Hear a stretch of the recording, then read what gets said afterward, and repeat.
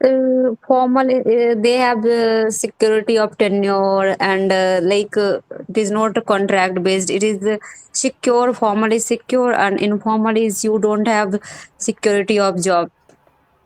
Okay okay, ठीक है। तो there are certain characteristic for formal as well as for informal, right? Mm. कुछ कुछ कैरेक्टरिस्टिक होती हैं on which basis you are saying कि भाई ये फॉर्मल है, ये इनफॉर्मल है।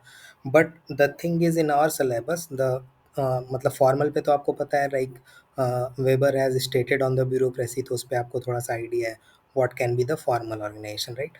बट इनफॉर्मल पे जनरली आइडिया नहीं होता है, इस वजह से इसमें बहुत सारे क्वेश्चन आपको इनफॉर्मल पे भी मैं डिस्कस करूंगा। तो you can right if someone, अगर आप लिखना चाहो ना लिख लेना। बाकी मनदीप और आशीष आपके पास तो ये सब होगा, मतलब नोट्स वैसे मैं शेयर भी कर दूंगा ये चीज़ें, सो that you can right.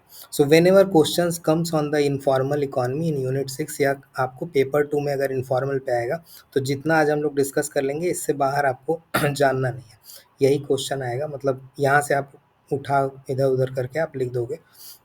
So you should know all those things. So have you means any of you have any idea on this these schools, what these schools are there? तो पहला क्या है, dualist school है। So what dualist school is saying, dualist school मतलब जितने भी ये schools हैं ना, they are telling that how the informal sectors in our economy is going to be form, मतलब वो कैसे आ जा रहे हैं, why the economy is facing formal as well as informal organisation, ठीक है। So dualist school is saying that with the modernization, when the modernization came, then the informal sector is seen as a temporary phenomena, and with the economic growth, जब जैसे जैसे economy grow होगी, वैसे वैसे क्या होगा, ये जो इनफॉर्मल सेक्टर बढ़े हैं ये खत्म होते जाएंगे, ठीक है। जैसे इनका कहना ये है ड्यूलिस्ट स्कूल का कि इनफॉर्मल सेक्टर क्यों एग्जिस्ट करता है, it is existing separately from the formal sector, formal informal का कोई रोल नहीं है, ठीक है। तो informal sector just serves as the safety net for the poor for the timing. तो इनका कोर आइडिया आपको समझ में आ गया कि इनफॉर्मल सेक्टर का फॉर्मल सेक्टर से कोई रिलेशन नहीं है, ठीक है। And they are serving as a safety net for the poor. तो होता क्या है, why why it is require for the safety net, जो ही मॉडर्नाइजेशन होगा, इंडस्ट्रियलाइजेशन मॉडर्नाइजेशन जैसे यूरोप वगैरह में हुआ, ठीक है, और हर जगह जैसे जैसे इकॉनमी बढ़ती है, once the economy is going to grow, तो फॉर्मल ऑर्गेनाइजेशन तो बढ़ रहे होंगे, but with the rise of formal organization आप देखोगे ना, पावर्टी बढ़ती है और भी इशूज़ बढ़ते हैं, लाइक स्लमाइजेशन होता है। तो ड्यूलिस्ट स्कूल ये बोलता है कि जो ये सब होते हैं, for them there is a sector which is informal sector, it is going to provide a safety net for them, ठीक है, कि उनको रहने के लिए, खाने के लिए कहाँ से वो पैसे का आ रहा होगा, इनफॉर्मल सेक्टर आ रहे होंगे वहाँ पे, ठीक है। So that's how the informal sector arises, because development is not at that par, जितना मॉडर्नाइजेशन से होना चाहिए उतना है नहीं, but over a period of time क्या होगा, so they are saying that informal sector जो है it is a temporary phenomena and it will diminish with the economic growth, जैसे जैसे इकोनॉमी ग्रो करेगी आपकी, वो खत्म होते जाएंगे, ठीक है। समझ में आ रहा है? तो थिंकर याद करने की ज़रूरत नहीं है, but how they are thinking that कि how this dual economy means कैसे कैसे मॉडर्नाइजेशन हुआ and why they are coming.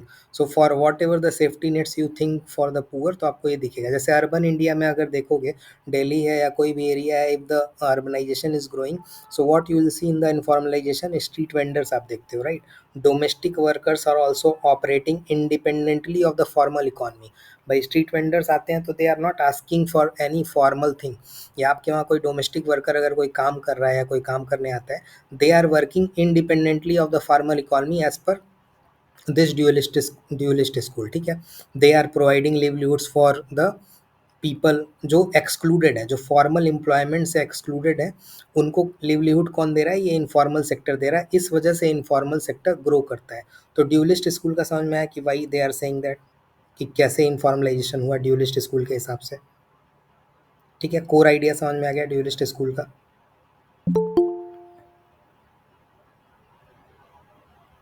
Yes sir. ठीक है।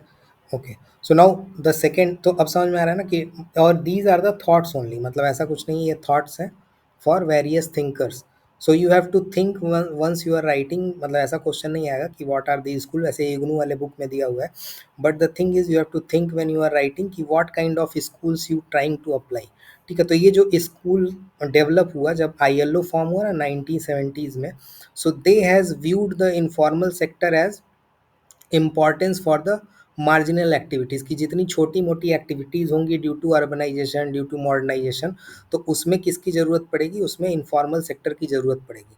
ठीक है, and these things will help for the poor, for the safety net for the poor. ठीक है, तो ये समझ में आ गया, इतना तो आपको समझ में आ गया एक एग्जाम्पल इसका। ठीक है, जैसे सीजनल लेबर्स होते हैं ना एग्रीकल्चर में, they are also working during the harvest time. ठीक है, वो लॉन्ग टर्म कोई इन्वायरमेंट कॉन्ट्रैक्ट, मतलब कोई एम्प्लॉयमेंट कॉन्ट्रैक्ट नहीं है उनका। So they are also from the same, कि इनफॉर्मल उनका क्या काम हो रहा है। ठीक है, बाकी इसमें आपको पढ़ना क्या है, फॉर्मल का एकदम प्रॉपर, जैसे आप अनु आप बता रहे थे वैसे एक फॉर्मल का प्रॉपर आप ये पढ़ लेना कि एग्जैक्ट उसका क्या क्या कैरेक्टरिस्टिक होता है फॉर्मल का, इनफॉर्मल का क्या क्या कैरेक्टरिस्टिक होता है, वो एक बार कायदे से आपको याद होना चाहिए, वर्ड्स उसके याद होने चाहिए। ठीक है, अब स्ट्रक्चरलिस्ट स्कूल क्या बोलता है, स्ट्रक्चरलिस्ट स्कूल दूसरे स्कूल ऑफ थॉट है। ठीक है, so they are viewing informal sector, they are saying that it is comprised of small firms and workers। ठीक है, तो ये लोग क्या बोलते हैं कि why these kind of informal sectors has come up, ऐसी informal यूनिट क्यों आ रही हैं, because these are the micro firms which is reducing the input and labor cost। ठीक है, क्योंकि ये इनपुट कॉस्ट ऐसे ऐसे माइक्रो फर्म्स इस तरह के इतने ज़्यादा इवॉल्व हुए, in those micro firms we need that the worker की कॉस्ट कम हो, इनपुट कॉस्ट कम हो। ठीक है, मतलब लेबर कॉस्ट कम हो, इनपुट कॉस्ट कम हो। ठीक है, so they are focusing on the interconnectedness and interdependence on the formal for the informal. ठीक है, जैसे कोई भी फॉर्मल होगा, for that formal organization there is interconnectedness with the informal units as well. और ये इनफॉर्मल यूनिट्स क्यों grow हो रही होंगी, because they are focusing on the reduce input, reduce labour cost कम हो जाए, इनपुट कॉस्ट कम हो जाए, उस पर इनका फोकस रहेगा। जैसे आप देखोगे कि दिल्ली मुंबई में जैसे एक तो स्ट्रीट वेंडर वाला आपको समझ में आया, why informal is going as per the dualist school. लेकिन स्ट्रक्चरिस्ट क्या बोलते हैं कि जैसे स्मॉल स्मॉल गारमेंट वर्कशॉप आप देखोगे दिल्ली मुंबई में। ठीक है, so they are producing clothes for the larger fashion brands. ऐसा होता है ना कि बड़े बड़े जो फैशन ब्रांड्स होते हैं उनके लिए छोटे छोटे ऐसे वर्क वो होंगे, छोटे छोटे गारमेंट की वो होंगी फैक्ट्रियाँ। ऐसे आपके क्लास 6 में एक एग्जांपल दिया हुआ है कि हाउ द थिंग्स आर, मतलब छोटे छोटे ऐसे बहुत सारे ऑर्गेनाइजेशन हैं जहाँ से जो साड़ियाँ वगैरह बनती हैं, और वो कैसे गुजरात वगैरह में, अहमदाबाद वगैरह में जो बड़े ट्रेडर्स हैं वो वहाँ से पिक करते हैं। So this is how these are the informal sectors which are interrelated with the formal sector, and why the formal sector is dependent on them, because they want to reduce their input and labor cost। ठीक है, इस वजह से वो छोटे छोटे firms पे dependent रहते हैं as per the structuralist school. ठीक है, ये समझ में आया। ठीक है, जैसे अगर आप अभी देखते हो ना, बहुत सारे informal food delivery workers are there, they are employed in the various app based platform.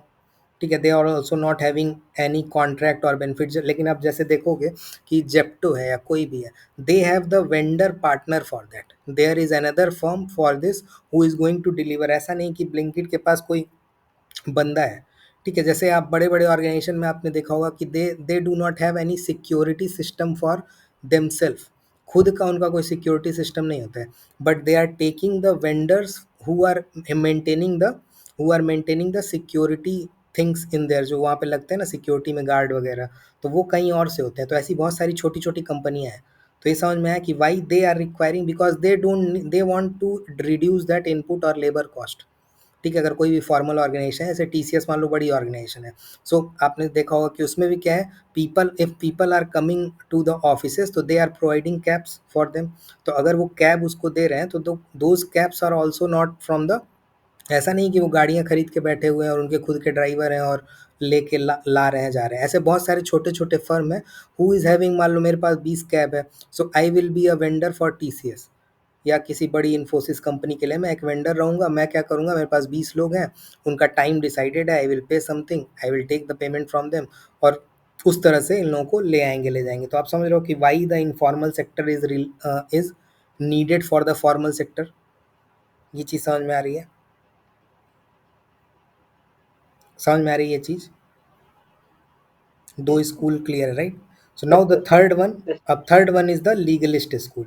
लीगलिस्ट school क्या बोलता है कि भाई, लीगलिस्ट स्कूल क्या बोलता है कि why informal sectors are coming up, मतलब इनफॉर्मल सेक्टर्स इतने ज़्यादा क्यों आ रहे हैं, why small entrepreneurs are coming, because to evade the expenses, to evade the time, to evade the bureaucratic things, तो लीगलिस्ट स्कूल का कहने का मतलब ये है कि जो एक्सेसिव गवर्नमेंट रेगुलेशंस है ना, उसके ग्रोथ की वजह से, मतलब इतनी ज़्यादा एक्सेसिव गवर्नमेंट रेगुलेशंस हो गई हैं, those are hindering the private enterprises, ठीक है, by imposing various unnecessary cost, and that's why various informal sectors emerge. ठीक है, जैसे अभी आप देखोगे अभी करोल बाग में ही lot of coachings are there, right? No one is operating in the formal setup apart from some bigger one की वाजीराम बहुत सही से कर रहा है या कोई और बड़ा कर रहा है, but apart from that various छोटा छोटा बहुत सारा कोचिंग आपने सुना होगा, but those coachings are not, मतलब they do not have even the, मतलब जैसे एक इसमें लीगल होता है ना, आपने पढ़ा होगा ईपीएफओ का, और अलग अलग का गाइडलाइन है कि if you have more than 20 workers, more than 10 workers like that, तो you have to maintain some kind of guidelines for that company. So by to evade those things, because it will be expensive for them to evade those things, तो आपने देखा होगा freelancing बहुत चलता है, या आपने देखा होगा कि this is how the micro entrepreneurs are formed, कि अपना खुद का एक कोचिंग डाल ली और 4 लोग उसमें, 3 लोग 4 लोग हैं, and they are just hiding और they are just avoiding the excessive government regulation. तो लीगलिस्ट स्कूल यही बोलता है एक लाइन में. ठीक है, ये समझ में आ गया? ठीक है, जैसे कोई भी मान लो स्किल्ड मैकेनिक है, जो मान लो किसी रिपेयर शॉप पे काम करता है, ठीक है, तो वो इनफॉर्मली अपनी शॉप चलाएगा, because he do not want any licence fee, he do not want to get in the complex regulation, उसको थोड़ी ना जीएसटी भरना है या कुछ करना है.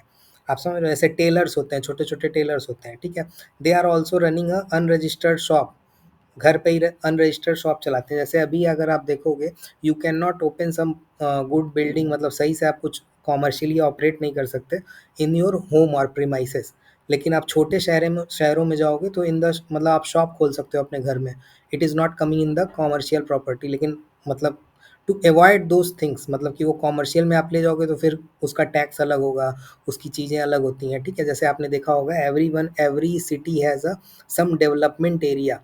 ठीक है, जैसे गोरखपुर में गीडा करके डेवलपमेंट अथॉरिटी है, और एक पर्टिकुलर रीजन है जहाँ पे डेवलपमेंट होता है.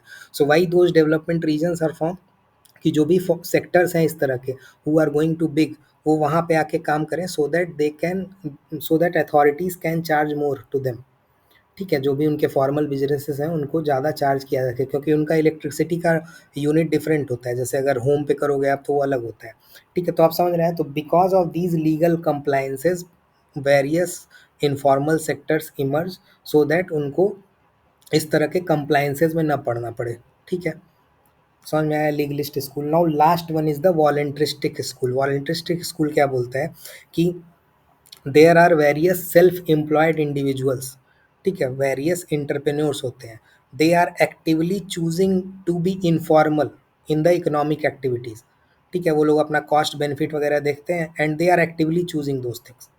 ठीक है, ये समझ में आ रहा है? क्योंकि उनको टैक्स बचाना है और भी चीज़ें करनी है, so they are actively voluntary, ये लोग चूज़ करते हैं.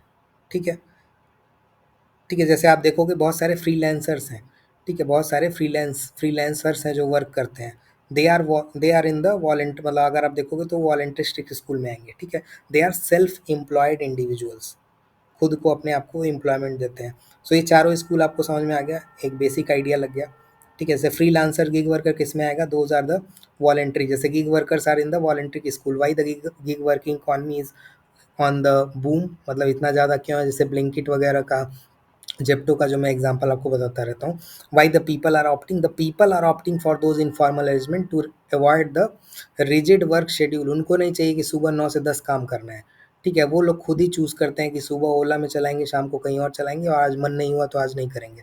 That is why the informal work is going to be more in the economy. तो जैसे आप But देखोगे नाइन, हाँ sir, बताओ. हम्म. that happens because people did not have permanent any settlements now. नहीं, वो तो है ही, परमानेंट सेटलमेंट नहीं है, लेकिन डू यू थिंक दैट कि 15,000 का कोई जॉब अगर किसी को चाहिए, मान लो 10,000 का, and if someone is asking 10,000 for a job और he is not going to get in a particular setup, आपको ऐसा लगता है कि भाई वो 10 से, मान लो किसी को 9 से 10 बुलाया जाए, 9 से लेके शाम तक, और उसको 10,000 रुपये दिए जाएँ, तो ऐसे बहुत सारे जॉब हैं भाई, वो किसी जगह पे जाके काम कर सकता है in a particular setup. I agree कि मतलब वो लोग हैं, मतलब जो आप बोल रहे हो वो सही है कि भाई उतने फॉर्मल एम्प्लॉयमेंट नहीं है, बट द वॉलंटरिस्ट स्कूल वो क्या बोल रहा है कि इनफॉर्मलाइजेशन है. क्यों? क्योंकि बहुत सारे ऐसे भी लोग हैं who is going not to opt those, मतलब who is going to opt for the informal arrangement. ठीक है, बहुत सारे ऐसे लोग हैं। Okay. ठीक है, जैसे अभी भी आप अपने अपने कोचिंग इंडस्ट्री में ही देखोगे, people are opting for informal arrangements. ठीक है, जैसे मैं ही हूँ, मान लो कि यहाँ क्लास लेना है, वहाँ क्लास लेना है, तो भाई I I do not go in somewhere कि भाई मैं सुबह 10 से लेके 6 बजे तक बैठना ही है मुझे। ठीक है, क्योंकि they are going to give भाई एक पर्टिकुलर अमाउंट देंगे, but if you are going on the informal arrangement you can get more. आप भाई आदमी तो इनफॉर्मल में क्या होता है, informal economy is based on the talent. आप खाना अच्छा बना रहे हो तो भाई लोग कुछ और कर रहे हैं, कुछ और आप कुछ कुछ कर रहे हो तो कुछ और कर रहे हो। So in the informal arrangement क्या होता है कि you do not have to abide by their schedules. जो भी कैपिटलिस्ट या जो भी फॉर्मल वर्क ऑर्गेनाइजेशन है, उनके शेड्यूल को आपको फॉलो नहीं करना है। ठीक है, so it gives them a freedom कि आज वो मतलब फ्लेक्सिबिलिटी होती है ना इनफॉर्मल वर्क की, तो वो फ्रीडम मिलता है। जैसे इस बार या किसी भी क्वेश्चन आया था कि इनफॉर्मलाइजेशन ऑफ वर्क का impact on the women. So because informal work organisation है, it is giving freedom to them as well. आपने देखा होगा वर्क फ्रॉम होम अपॉर्चुनिटीज़ बहुत सारी हैं, मतलब एक दो नहीं, बहुत सारी हैं work from home opportunity. So these are the voluntarist school. Why the people are doing work from home in various setup? Because they want flexibility, they want autonomy कि सुबह भाई हम अपना काम करेंगे, शाम को जो थोड़ा बहुत बचा होगा उसमें हम काम कर लेंगे। ठीक है, समझ में आ रहा है? Hmm. जैसे एक इनफॉर्मल मार्केट चलता ही है, अफ्रीका में एक इनफॉर्मल मार्केट अलग से चलता है। So there are traders who are preferring informality for greater profit margin. ठीक है, वेरियस ट्रेडर्स आते हैं जो इनफॉर्मेलिटी वो करते हैं। ऐसे आप यहाँ पे देखोगे लॉट ऑफ वो होता है ना, ये अगर आपने स्कैम वाली मूवी देखी होगी, हर्षद मेहता वाली, उसमें जो बाहर वो लोग काम करते हैं, they are not in the formal setup, उनको गेन उसी से होता है। So they are the kind of वो जो उसमें स्टॉक मार्केट में जो वो करते थे पहले। So they are also the traders, they will prefer informal arrangements for the greater profits. ठीक है, तो चारों स्कूल अगर आप मिलाओगे then you will get to know कि भाई क्यों इस तरह की है। लीगलिस्ट स्कूल बोल रहा है कि भाई लॉ ही ऐसे हैं। ठीक है, सो दैट द इस वजह से इनफॉर्मल सेटअप हो रहा है। That is why the various law relaxation has been done in recent past. आप देखोगे बहुत सारे लेबर कोड में अलग अलग तरह का रिलैक्सेशन दिया गया, various schemes has come because laws, अगर लॉज स्ट्रिंजेंट होंगे so no one want to become formal, even उसके पास पैसा हो तो, मतलब इवन उसके पास इतना कैपेसिटी हो कि ही कैन मेक 10 और 20 इन द फॉर्मल अरेंजमेंट, वो फॉर्मलाइजेशन करना नहीं चाहेगा because various laws are there. ठीक है, तो जितने स्मॉल बिजनेसेस अगर आप देखोगे they are due to legalist school, मतलब अगर आप लीगलिस्ट स्कूल से उसको सोचोगे they are due to that only. ठीक है, कि ब्यूरोक्रेसी में कोई पढ़ना नहीं चाहता, कोई ओवर रेगुलेशन, फालतू का जो करप्शन है फॉर्मल सिस्टम का, उसमें नहीं पढ़ना चाहता है। ठीक है, तो ये चारों स्कूल समझ में आ गया कि व्हाट इज़ ऑल, मतलब एक एक लाइन में। ठीक है, so this was the Yes, first sir. Question जिसमें आपको लिखना था कि डिस्कस द ड्यूलिस्ट स्ट्रक्चरिस्ट और ये वो इनफॉर्मल इकोनॉमी पे। ठीक है, इसमें एक दो एग्जांपल भी लिखे हैं, अगर आप पढ़ लोगे तो मतलब फ़ायदा कर जाएगा। तो just think on the whatever informal setup you are seeing, और हमेशा आप जब भी इनफॉर्मल पे क्वेश्चन आए just quote some of them कि भाई what are the reasons why the, अब बोला जाता है ना 93% informalization is there in India, so why what are the reasons. तो अगर आप रीजंस जनरल लिखोगे तो थोड़ा सा वो हो जाएगा। आप बात वही है कि भाई ओवर ब्यूरोक्रेटाइजेशन, लेकिन ओवर ब्यूरोक्रेटाइजेशन को आप बैकअप किससे दोगे? ओवर ब्यूरोक्रेटाइजेशन को आप बैकअप दो लीगलिस्ट स्कूल से। ठीक है, कि भाई लीगलिस्ट स्कूल बोलता है इस तरह का, आप समझ रहे हो? उसमें थिंकर विंकर आपको याद रखने की ज़रूरत नहीं है, याद रहे तो अच्छी बात, मतलब इसमें जो लिखा हुआ है, नहीं याद रहे तो कोई बात नहीं। ठीक है,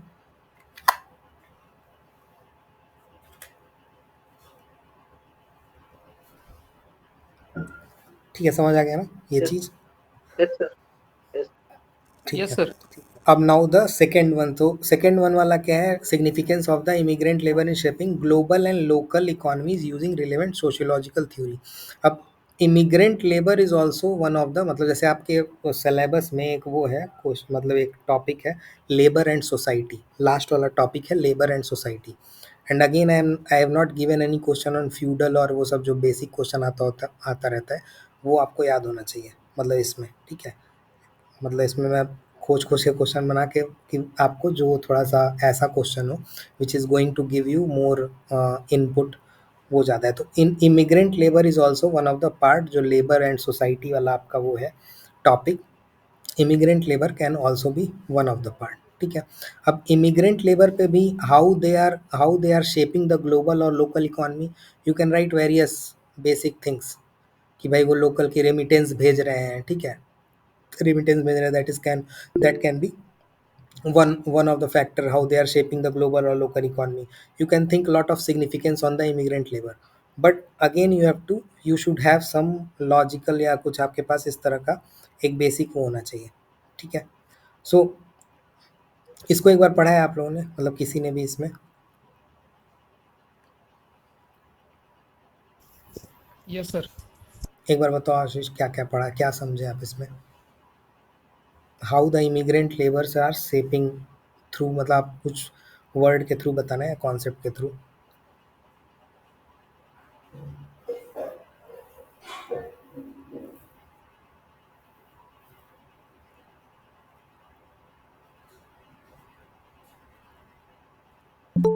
Sir, they are basically providing as a cheap labor for the other developed economies, sir, and even for the cultural transfer, sir. हाँ, तो किससे आप देख रहे हो, मतलब from which? If you look at the sir, like dual labor market theory, sir, primary sector and secondary sector propounded by sir हाँ, Michael नाम याद Pyle. रखने, कोई इशू नहीं है। सर यही चीज पूछना था सर, जो इसमें इतने सारे थिंग्स नहीं, वो तो मैं कई बार आपको बताया ना कि नाम की जरूरत नहीं है, लेकिन वो वर्ड आपको पता है, जैसे ड्यूअल मतलब there is a dual labour market, there is a dual labour market, yes sir. ठीक है। तो ड्यूअल लेबर मार्केट क्या बोलता है? So dual market में it is a division on the basis of so like primary sector and secondary sector. Sir, primary sectors are those sectors which can be considered as formal sectors, which are stable and which have a greater opportunity of promotion, and promotion is basically transparent, and they have a secured job, and even have a codified rules, and they have a proper hierarchy. And the secondary sector is a low paying insecure job, and this is the secondary sector which are basically dominated by the immigrant labor, sir. सही है, ठीक है। तो अब आप सोचो कि when someone is going the job in Sir, the US.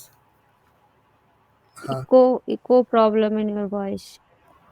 हाँ, आशीष वाज ऑन, मतलब ऑन म्यूट नहीं थे, ठीक है। तो जैसे अगर ड्यूअल लेबर मार्केट में क्या है, ड्यूअल लेबर मार्केट थ्योरी क्या बोलती है कि there is a segmentation of labour in the market, और ये जरूरी नहीं कि यूएस में ही होगा, इट इज एवरीवेयर, कि प्राइमरी सेक्टर होगा, सेकेंडरी सेक्टर होगा। इफ समवन इज कमिंग, जैसे आपको मैं बोलूं कि भाई लोकल मार्केट में if you are seeing Kerala people, Kerala में बिहार वाले जा रहे हैं, ठीक है, ऐसा सुना है आपने कि भाई बिहार वाले केरल में जाते हैं, राइट, केरल में जाके वर्क कर रहे हैं, महाराष्ट्र में जाके वर्क कर रहे हैं।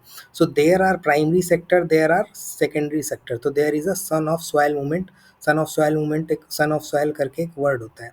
तो सन ऑफ सॉयल मूवमेंट का मतलब क्या होता है कि if someone is coming from the outside, so the local people will resist to the primary sector job, ठीक है, वो वहाँ के जॉब। कभी आप देखोगे जैसे जब यहाँ पे आपने हरियाणा में कहीं भी देखा आपने रिजर्वेशन वगैरह का, so that issue always come in the primary sector और the formal sector, it is not coming for the informal sector. कोई बंदा बाहर से आके रेडी लगा लेगा या ऐसे स्ट्रीट वेंडर बन जाएगा, तो no one is going to oppose that, because वो जॉब उसकी नहीं जा रही। जॉब उसकी कौन सी जा रही है? If someone is coming from outside and he is taking the stable job, ठीक है। दैट्स वाई वेरियस बी, मतलब ऐसे पब्लिक सर्विस कमीशंस आप देखोगे इंडिया में, so various public service commissions want domicile.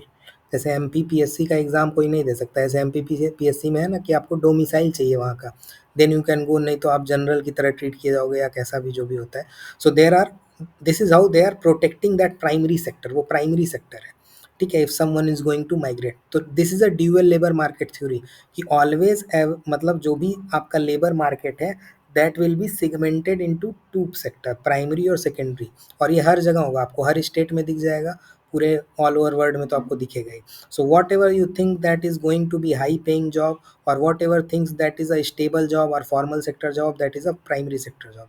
What ever you think कि भाई वो लो पेइंग जॉब है और इनसिक्योर जॉब है, that is a secondary job, ठीक है। सो इमिग्रेंट्स लेबर जो होते हैं, they are fulfilling those role in the secondary sector and they are sustaining the various industries by these roles, ठीक है, समझ में आ रहा है? So this is one of the role, because if some immigrant labor is coming, they are going to be absorbed in the secondary sector, and this secondary sector and primary sector both are linked.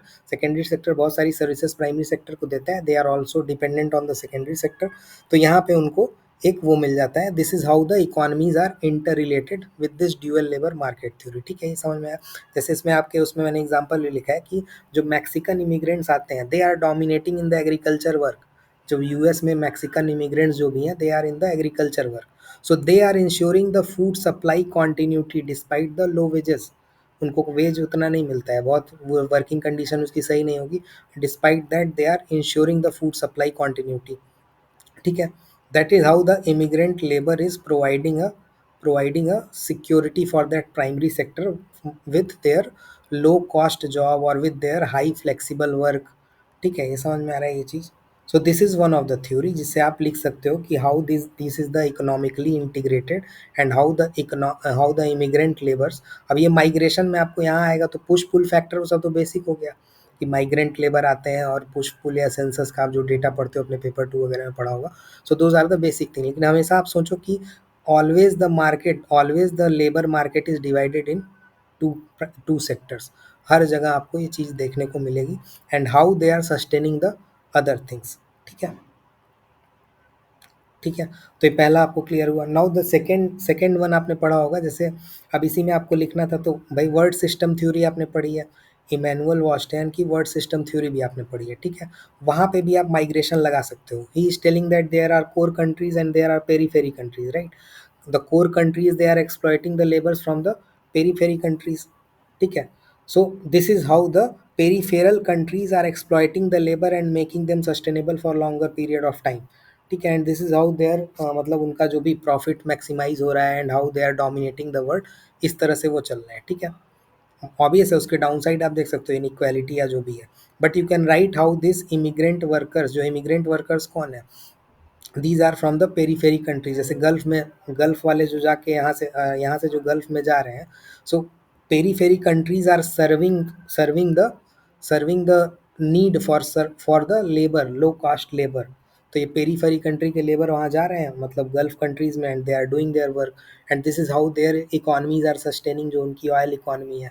ठीक है, तो समझ में आ रहा है how the core economy is exploiting the labour. And who are these labours? These labours are nothing but immigrant.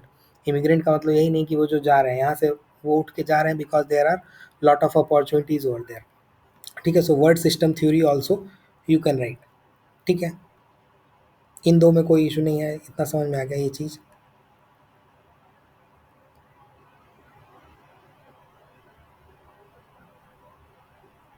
आया ये चीज़ समझ में? ये दो Yes, से sir. आपको समझ में आया. इमिग्रेंट लेबर कहीं पे भी आप लेबर का लिख सकते हो. ठीक है, now there is another concept और another theory is the segmented assimilation. ठीक है, सिगमेंटेड एसिमिलेशन क्या बोलता है कि भाई जो भी एसिमिलेशन हो रहा है, एसिमिलेशन वर्ड का तो मतलब पता है आपको कि if someone is going and how they are. जब मैंने आपको पेपर 2 में एसिमिलेशन एक्लट्रेशन ऐसा वर्ड थोड़ा बहुत बताया था, same kind of meaning is there. ठीक है, वही मीनिंग है यहाँ पे भी.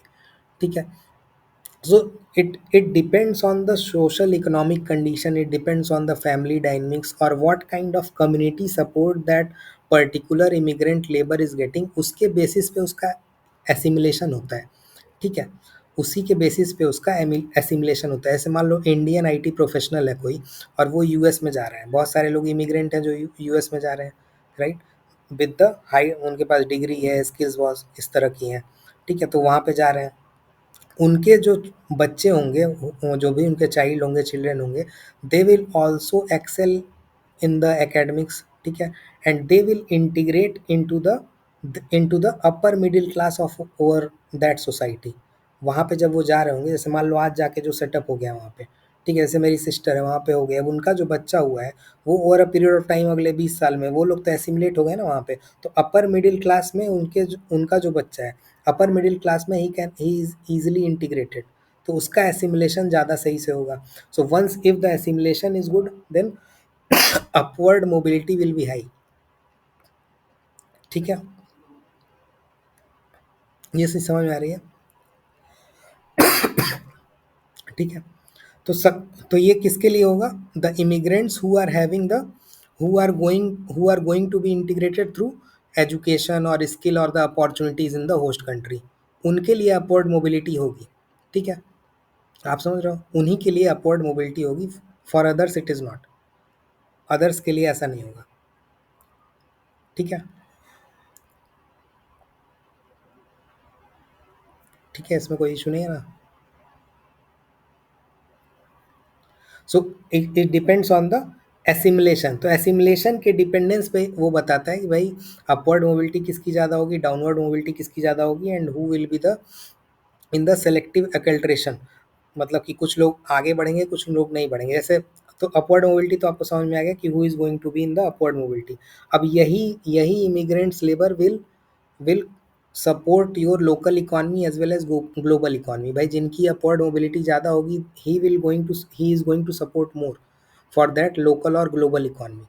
ठीक है, वहाँ की इकोनॉमी आप ओवरऑल वर्ल्ड की इकोनॉमी मान लो, तो वहाँ पे भी जैसे भाई गूगल का सीईओ जो भी है, ठीक है, अगर वो इंडियन ओरिजिन का है, सो उसका अपवर्ड मोबिलिटी क्यों हुआ होगा। ठीक है, बिकॉज जैसे आपने यूके का देखा, ठीक है, जो पीएम बने जो, ठीक है, पहले, तो how they are going to, why they are upward mobile, क्योंकि उनकी पहली जनरेशन या पहली की पहली जनरेशन वहाँ पे थी। ठीक है, आप समझ रहे हो, they got the better integration through the education और स्किल्स और वेरियस अपॉर्चुनिटीज जो उनको होस्ट कंट्री ने प्रोवाइड की। Now with that this upward mobility is helping to other countries once they are going to be assimilated in that country. ठीक है, ये चीज़ समझ में आ रहा है। अब जिनका डाउनवर्ड मोबिलिटी होगा, ऑब्वियस है उन उस पे अपॉर्चुनिटी नहीं मिलेगी, मतलब जो भी नेशन होगा ऑफ दैट इमिग्रेंट लेबर, उसको या लोकल या ग्लोबल इकोनॉमी में बहुत ज़्यादा इम्पैक्ट नहीं होगा, क्योंकि उनके भी चाइल्ड वो होंगे, मतलब स्ट्रगल कर रहे होंगे। ठीक है, जैसे भाई जैसे वर्ल्ड वॉर 2 हुआ, वर्ल्ड वॉर 2 के बाद बहुत सारे माइग्रेंट्स जो थे वो यूरोप में गए। ठीक है, जैसे नॉर्थ अमेरिका के बहुत सारे migrants, they have move to France. ठीक है, but they have faced various kind of discriminations. अभी भी जैसे आपको दिखता है वो डिस्क्रिमिनेशन आपको दिखेगा उनके फुटबॉल टीम में या अलग जगह। सो with that discrimination they were not getting the proper opportunities, उनको नहीं मिली, लिमिटेड अपॉर्चुनिटी नहीं मिली। तो वो जो इंटर जनरेशनल पावर्टीज़ थी, वो इंटर जनरेशनल पावर्टी अभी भी वहाँ पे चलती है फॉर देम। ठीक है, who are from the black race, अगर आप देखोगे, until unless exceptional they have not achieved in their field, तब तक उनका कोई अपवर्ड मोबिलिटी आपको नहीं दिखेगा। ठीक है, तो एक्सेप्शनल का मतलब again they will be coming in the skills. अगर स्किल है तो ऑब्वियस है वो अपवर्ड मोबिलिटी हुआ, and they will B and that will impact on the other countries local या ग्लोबल इकोनॉमीज में। ठीक है, जैसे वहाँ पे आप देखोगे बहुत सारे फुटबॉलर्स हैं who are coming from the African nations, they are helping their nations as well right now. मतलब अभी भी वो बहुत सारा जो भी पैसा उनको यूरोपियन कंट्रीज से मिलता है, they are supporting their nations. ठीक है, बहुत सारा वो लोग चैरिटी वर्क कर रहे हैं, बहुत सारा पैसा मतलब फ्लड करते हैं अफ्रीकन नेशन में through the whatever they have earned. तो ये समझ में आ रहा है how these immigrants are going to be helpful if they are upward mobile. अगर डाउनवर्ड मोबाइल है तो ऑब्वियस है, अगर डाउनवर्ड मोबिलिटी है they are not going to give anything in the, मतलब सोसाइटी का कोई खास बेनिफिट नहीं होगा। ठीक है, ये चीज़ समझ में आया। So it all depends on this assimilation, ये एसिमिलेशन पाथवे बोला जाता है, या जो भी आप वर्ड अगर उसका जो वो बोलता है वर्ड आप समझना चाहो। So it is a segmented assimilation. ठीक है, and this segmented assimilation depends on various things. भाई एजुकेशन उसको कैसा मिला है, व्हाट काइंड ऑफ कम्युनिटी और family support he is getting. ठीक है, अगर कोई बंदा है उसको बहुत अच्छा कम्युनिटी या फैमिली सपोर्ट मिल गया, that immigrant with strong family, let suppose someone is from the strong family and good community ties, and if he is going to move to that particular society और particular thing, तो उसका upward mobility ज़्यादा होगा। ठीक है, and he is going to contribute more in the local or global economy. So it all depends, this assimilation, this selective assimilation, it all depends on the whatever the socio-economic status is there, what kind of education you are getting, what is the community या जो cultural capital बोलते हैं उस पर।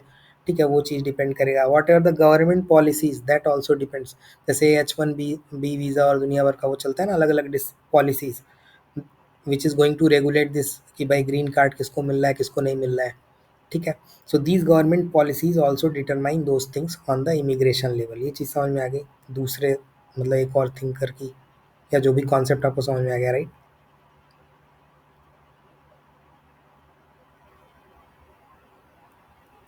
ठीक है,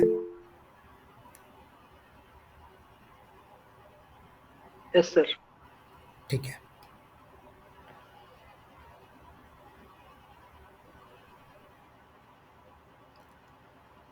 So now the other concept is the cumulative causation. एक cumulative causation of migration है, ये भी वर्ड आप लिख के याद कर लेना, what is cumulative causation of migration. जब माइग्रेशन पे क्वेश्चन आए तो यही सब वर्ड यूज होंगे उसमें लिखने में, ठीक है। सो क्यूमुलेटिव कॉजेशन ऑफ माइग्रेशन क्या बोलता है, इट इज़ एक्सप्लेनिंग कि भाई अगर माइग्रेशन हो रहा है, how the migration is becoming the self री इन्फोर्सिंग साइकिल ओवर टाइम, ठीक है। सेल्फ रीइंफोर्सिंग साइकिल का मतलब, क्यूमुलेटिव कॉजेशन ऑफ माइग्रेशन का मतलब, जैसे मान लो आपका कोई, मतलब मान लो मेरा कोई बंदा है, ठीक है, मेरे घर से कोई चला गया बाहर, ठीक है। So once he is starting, he is going to send money, the remittances, if he is sending that money to home, ठीक है, so it is going to improve my financial status, भाई मेरे फैमिली का financial status बढ़ेगा, ठीक है। अब जब अगर कोई बंदा बाहर गया हुआ है, उस रेमिटेंस से क्या होगा भाई, मैं जो भी लोग होंगे उनका एजुकेशन सही होगा, हाउसिंग सही हो जाएगी, ठीक है, ये सारी चीज़ें सही हो जाएंगी। And again I will send, और आई फ्रॉम माई साइड एक बंदा और जाएगा। So this is a cumulative causation, ये सेल्फ री इन्फोर्सिंग साइकिल है। ये समझ में आ रही है कि माइग्रेशन कैसे सेल्फ री इन्फोर्सिंग साइकिल है। भाई कोई बंदा गया बाहर, मान लो केरल का, मान लो नर्सिंग में कोई लोग गए, और if he is going to earn, he is going to send the remittances, अगर वो रिमिटेंसेज यहाँ आ रहे हैं तो उस रिमिटेंस से क्या होगा, लोग घर बनाएंगे, लोग अच्छा एजुकेशन मिलेगा वहाँ पे घर में। अब उसी घर का फिर से बंदा कोई और जाएगा जब वो लौट के आएगा। समझ में आया, क्यूमुलेटिव कॉजेशन, ठीक है। जैसे इंडियन माइग्रेंट्स होते हैं ना, गल्फ में काम करते हैं, they are sending lot of significant remittance to the home. अब these funds are improving their local infrastructure, और there they are encouraging the relatives, और जब ये लोकल इंफ्रास्ट्रक्चर आपका सही होने लगता है कि भाई उसका घर बन गया, उसका ये हो गया, so these things encourages their relatives और neighbour to migrate for the similar opportunities, ठीक है। So this is called cumulative causation of migration, ठीक है। समझ में आ गया ये चीज़, ठीक है। तो ये क्यूमुलेटिव कॉजेशन होता है, समझ में आ गया। So you can write this in immigrants as well. आप लिख सकते हो कि भाई how the social networks are formed and how the in the the destination country, जब एक बार Yes, sir. माइग्रेट, जब हाँ, जब एक बार माइग्रेंट कम्युनिटी डेस्टिनेशन कंट्रीज में गई, so once this with this cumulative causation क्या होता है, the risk and cost of migration is reduced, ठीक है, वो बहुत ज़्यादा रिड्यूस हो जाती है, कम हो जाती है। जैसे भाई कनाडा जाना पंजाब से थोड़ा सा वो है, you will find lot of avenues apart from this, भाई जो डंकी वाली मूवी थी वो अलग है, but apart from that you will find why everyone is aspiring to go to Canada. वही यही है क्यूमुलेटिव कॉजेशन, कि कोई तो बंदा गया था और वो कमाया अच्छा, तो भाई लगा, लोगों को, रिलेटिव को लगा, आसपास वालों को लगा कि इसको भी जाना चाहिए।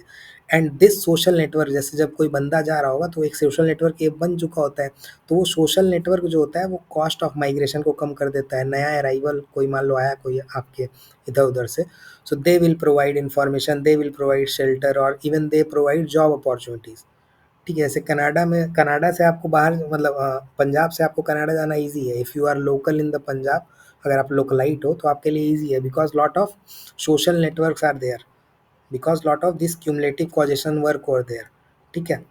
क्यूमुलेटिव कॉजेशन के बाद जो सोशल नेटवर्क बनता है वहाँ पे ज़्यादा अच्छा बनता है, वहाँ पे ज़्यादा अच्छा है, ठीक है। समझ गया, तो उससे जो इंडिविजुअल्स होते हैं उनको वहाँ फ़ायदा मिलता है, उनको जॉब मिल जाती है, जैसे जो ही वो लोग गए कनाडा में उनको जॉब मिल जाएगी। This is how the cumulative causation work with the social network. एक वर्ड है विद द सोशल नेटवर्क, क्योंकि over a period of time वो सोशल नेटवर्क बन जाता है, तो वो लोग क्या होते हैं, वही लोग इन्फॉर्मेशन प्रोवाइड करेंगे कि भाई कैसे आना है, क्या करना है, कैसे मैं आया था, व्हाट काइंड ऑफ शेल्टर्स, कहाँ आ पाओगे तो रहोगे कहाँ, ठीक है, जॉब अपॉर्चुनिटीज़ आपको वो लोग देख के बताते हैं। So this further encouraging the migration, तो उससे माइग्रेशन और बढ़ता है, ठीक है। तो ये क्यूमुलेटिव कॉजेशन आप ध्यान रखना, क्यूमुलेटिव कॉजेशन का ऑफ माइग्रेशन, ये ध्यान रखना, लिखने के लिए काम आ सकता है, ठीक है। Now the other concept is for the immigrants या इनफॉर्मल इकोनॉमी में जो इमिग्रेंट्स होते हैं, that is ethnic enclave. So what is ethnic enclave concept, ethnic enclave क्या बोलता है कि how the immigrants communities are concentrated in specific neighbourhood और इंडस्ट्रीज। कहने का मतलब कि and they are also forming a self sufficient economic system, उनको किसी की ज़रूरत भी नहीं होती है। कि over a period of time क्या होता है, वंस द इमिग्रेंट्स मूव, ठीक है, जैसे आप भाई यूके में आप गए मान लो, या आप मान लो कहीं कनाडा या यूएस में गए, so on the basis of that cumulative question जो हमने डिस्कस किया, आपको कोई तो बंदा शेल्टर कर रहा होगा, कोई बंदा अपॉर्चुनिटी दे रहा होगा. So with that social network क्या होता है, with that social network that immigrant communities are concentrated in particular neighbourhood और पर्टिकुलर इंडस्ट्री. जैसे अगर आप देखोगे पंजाब वाले में मोस्टली इन द जो ट्रक वाले इंडस्ट्री है, जो ट्रक इधर उधर डिलीवर करते हैं, ट्रक से इधर उधर सामान यहाँ वहाँ ले जाते हैं, वहाँ हाई डिमांड में वहाँ पे पंजाब वाले बहुत जाते हैं. So in particular that industry that immigrant community will dominate. सो उसको बोला जाता है इथनिक इनक्लेव है. ये इथनिक वर्ड तो मैंने आपको बताया था कि what is ethnicity. So ethnic enclave समझ में आ गया. जैसे आप देखोगे चाइना टाउन, न्यूयॉर्क सिटी में एक चाइना टाउन है. All the Chinese migrants, most of the Chinese immigrants जो है वहाँ पे, they are operating the restaurants, they are operating the garment factories और ग्रॉसरी स्टोर जो होते हैं ना, वो ग्रॉसरी स्टोर हो गया, गारमेंट फैक्ट्रीज हो गए, दे आर ऑपरेटिंग. तो चाइना टाउन नाम का वो टाउन ही मतलब एक एरिया ही बना हुआ है. So they it has created a localised economy which is self sufficient. ठीक है, and that will support also the new arrivals. समझ में आ रहा है ये चीज़ कि how the ethnicity is supporting and how it is making a self sufficient economy. क्योंकि वो लोग एक ही पर्टिकुलर काम में जा रहे हैं, वही पर्टिकुलर काम वहाँ वो लोग कर रहे हैं और उसी में वो लोग वो बना के रखे हैं. ठीक है, समझ में आ गया ये चीज़. तो ये एग्जांपल लिखना चाहना आप लिख लेना चाइना टाउन करके, ये आपके में लिखा होगा, नहीं तो खोजोगे तो आप मिल भी जाएगा. लेकिन चाइना टाउन न्यूयॉर्क सिटी में ये चाइनीज़ इमिग्रेंट्स का एक है, मतलब ठीक है. They are operating restaurant, garment, ये सब आप लिखना चाहो तो लिख सकते हो. ऐसे बहुत सारे एग्जाम्पल मिल जाएंगे which are of the ethnic enclave. ठीक है, so these ethnic enclaves actually serves as safety nets for them. ठीक है, उनके लिए एक सेफ्टी नेट होता है. And this is how the immigrants are, मतलब इमिग्रेशन आपको दिखेगा कि बहुत ज़्यादा इमिग्रेशन हो रहा है. सो ऐसा नहीं होता है कि किसी भी कंट्री में इमिग्रेशन या माइग्रेशन होगा. ठीक है, it push factor pull factor is one, एक फैक्टर है वो. But with the push factor ये सब चीज़ें ज़्यादा काम करती हैं. Is it having the ethnic enclaves are not. अगर वो इथनिक इनक्लेव्स हैं वहाँ पे, लॉट ऑफ वेरियस अपॉर्चुनिटीज़ और लॉट ऑफ दिस, जो मैंने आपको एक और कॉन्सेप्ट बताया क्यूमुलेटिव कॉजेशन वाला, if those things are happening then only the immigration will be more. ठीक है, हॉस्टाइल कंट्री में ये सब बनाना मुश्किल है, ऐसा नहीं होगा, ये सब नहीं हो पाएगा. इस वजह से वहाँ पे नहीं हो, मतलब लोग नहीं जा पाते हैं. ठीक है, ये चीज़ समझ में आ गई. So these are the concept related with this. तो सिग्निफिकेंस आपको समझ में आया इमिग्रेंट लेबर का in shaping global local economy. तो ग्लोबल लोकल इकॉनमी तो आप लिख लोगे कि क्या रिमिटेंस से क्या हो रहा था, आपको दिखा भाई क्यूमुलेटिव से, आप वो लिखो सिग्निफिकेंस. ठीक है, ड्यूअल लेबर से आपने लिखा कि हाउ बोथ आर इंटीग्रेटेड. ठीक है, and how the immigrant labours are providing the various things for the primary sector. फिर वर्ड सिस्टम थ्योरी में आपने लिख दिया कोर को कैसे वो मिल रहा है. तो बातें वही हैं, बस आप थोड़ा सा उसको अपने हिसाब से लिखो. सोशल नेटवर्क मैंने आपको बताया, आपको ये भी बता दिया व्हाट इज़ द सिगमेंटेड. जिसका सिगमेंटेड मतलब if the assimilation is good, अगर इंटीग्रेशन बहुत अच्छा हुआ होगा then it will going to transform. जो सेकेंड जनरेशन इमिग्रेंट्स होंगे, उन सेकेंड जनरेशन जो भी बोला जाए इमिग्रेंट्स, उनके लिए वो लोग ज़्यादा इकॉनमी में कंट्रीब्यूट कर पाएंगे. एज पर दिस क्वेश्चन आप लिख सकते हो. ठीक है, ये चीज़ समझ में आ गई, क्यूमुलेटिव क्वेश्चन समझ में आ गया और इथनिक इनक्लेव समझ में आ गया. राइट राइट, क्यूमुलेटिव इनक्लेव एक लाइन में समझ में आ गया ना. यहाँ पे उतना लिखा नहीं है मैंने कि self sustaining due to social. एक क्यूमुलेटिव क्वेश्चन आपको समझ में आया और इथनिक इनक्लेव दोनों. Yes, sir. ठीक है, तो एक एक और उसके बाद और भी है कॉन्सेप्ट की ब्रेन ड्रेन, ये सब कॉमन बातें हैं, ये आपको पता होता है. प्रीकैरियस एम्प्लॉयमेंट मैंने आपको कई बार बताया है. What is the precariat employment. Precarious employment या प्रीकैरिएट क्लास होती है वॉट एवर इनसिक्योर और low wages jobs you are seeing where the inequalities persist, though those jobs और those people come in the precariat class. ठीक है, वो लोग प्रीकैरिएट class में आते हैं. ये इकॉनमी में प्रीकैरिएट क्लास बनेगा. ठीक है, समझ में आ रहा है. पुश पुल फैक्टर भी इसमें आप लिख सकते थे, but these things are very generic. ठीक है,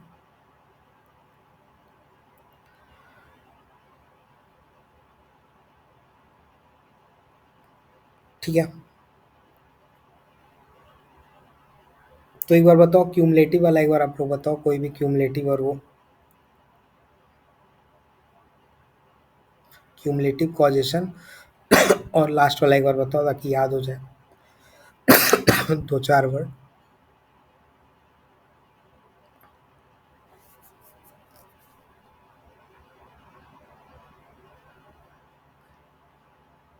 बोलो आशीष या हर्षित, कोई भी, ताकि याद हो जाए 2-2 लाइन, जो भी आपको समझ में आया।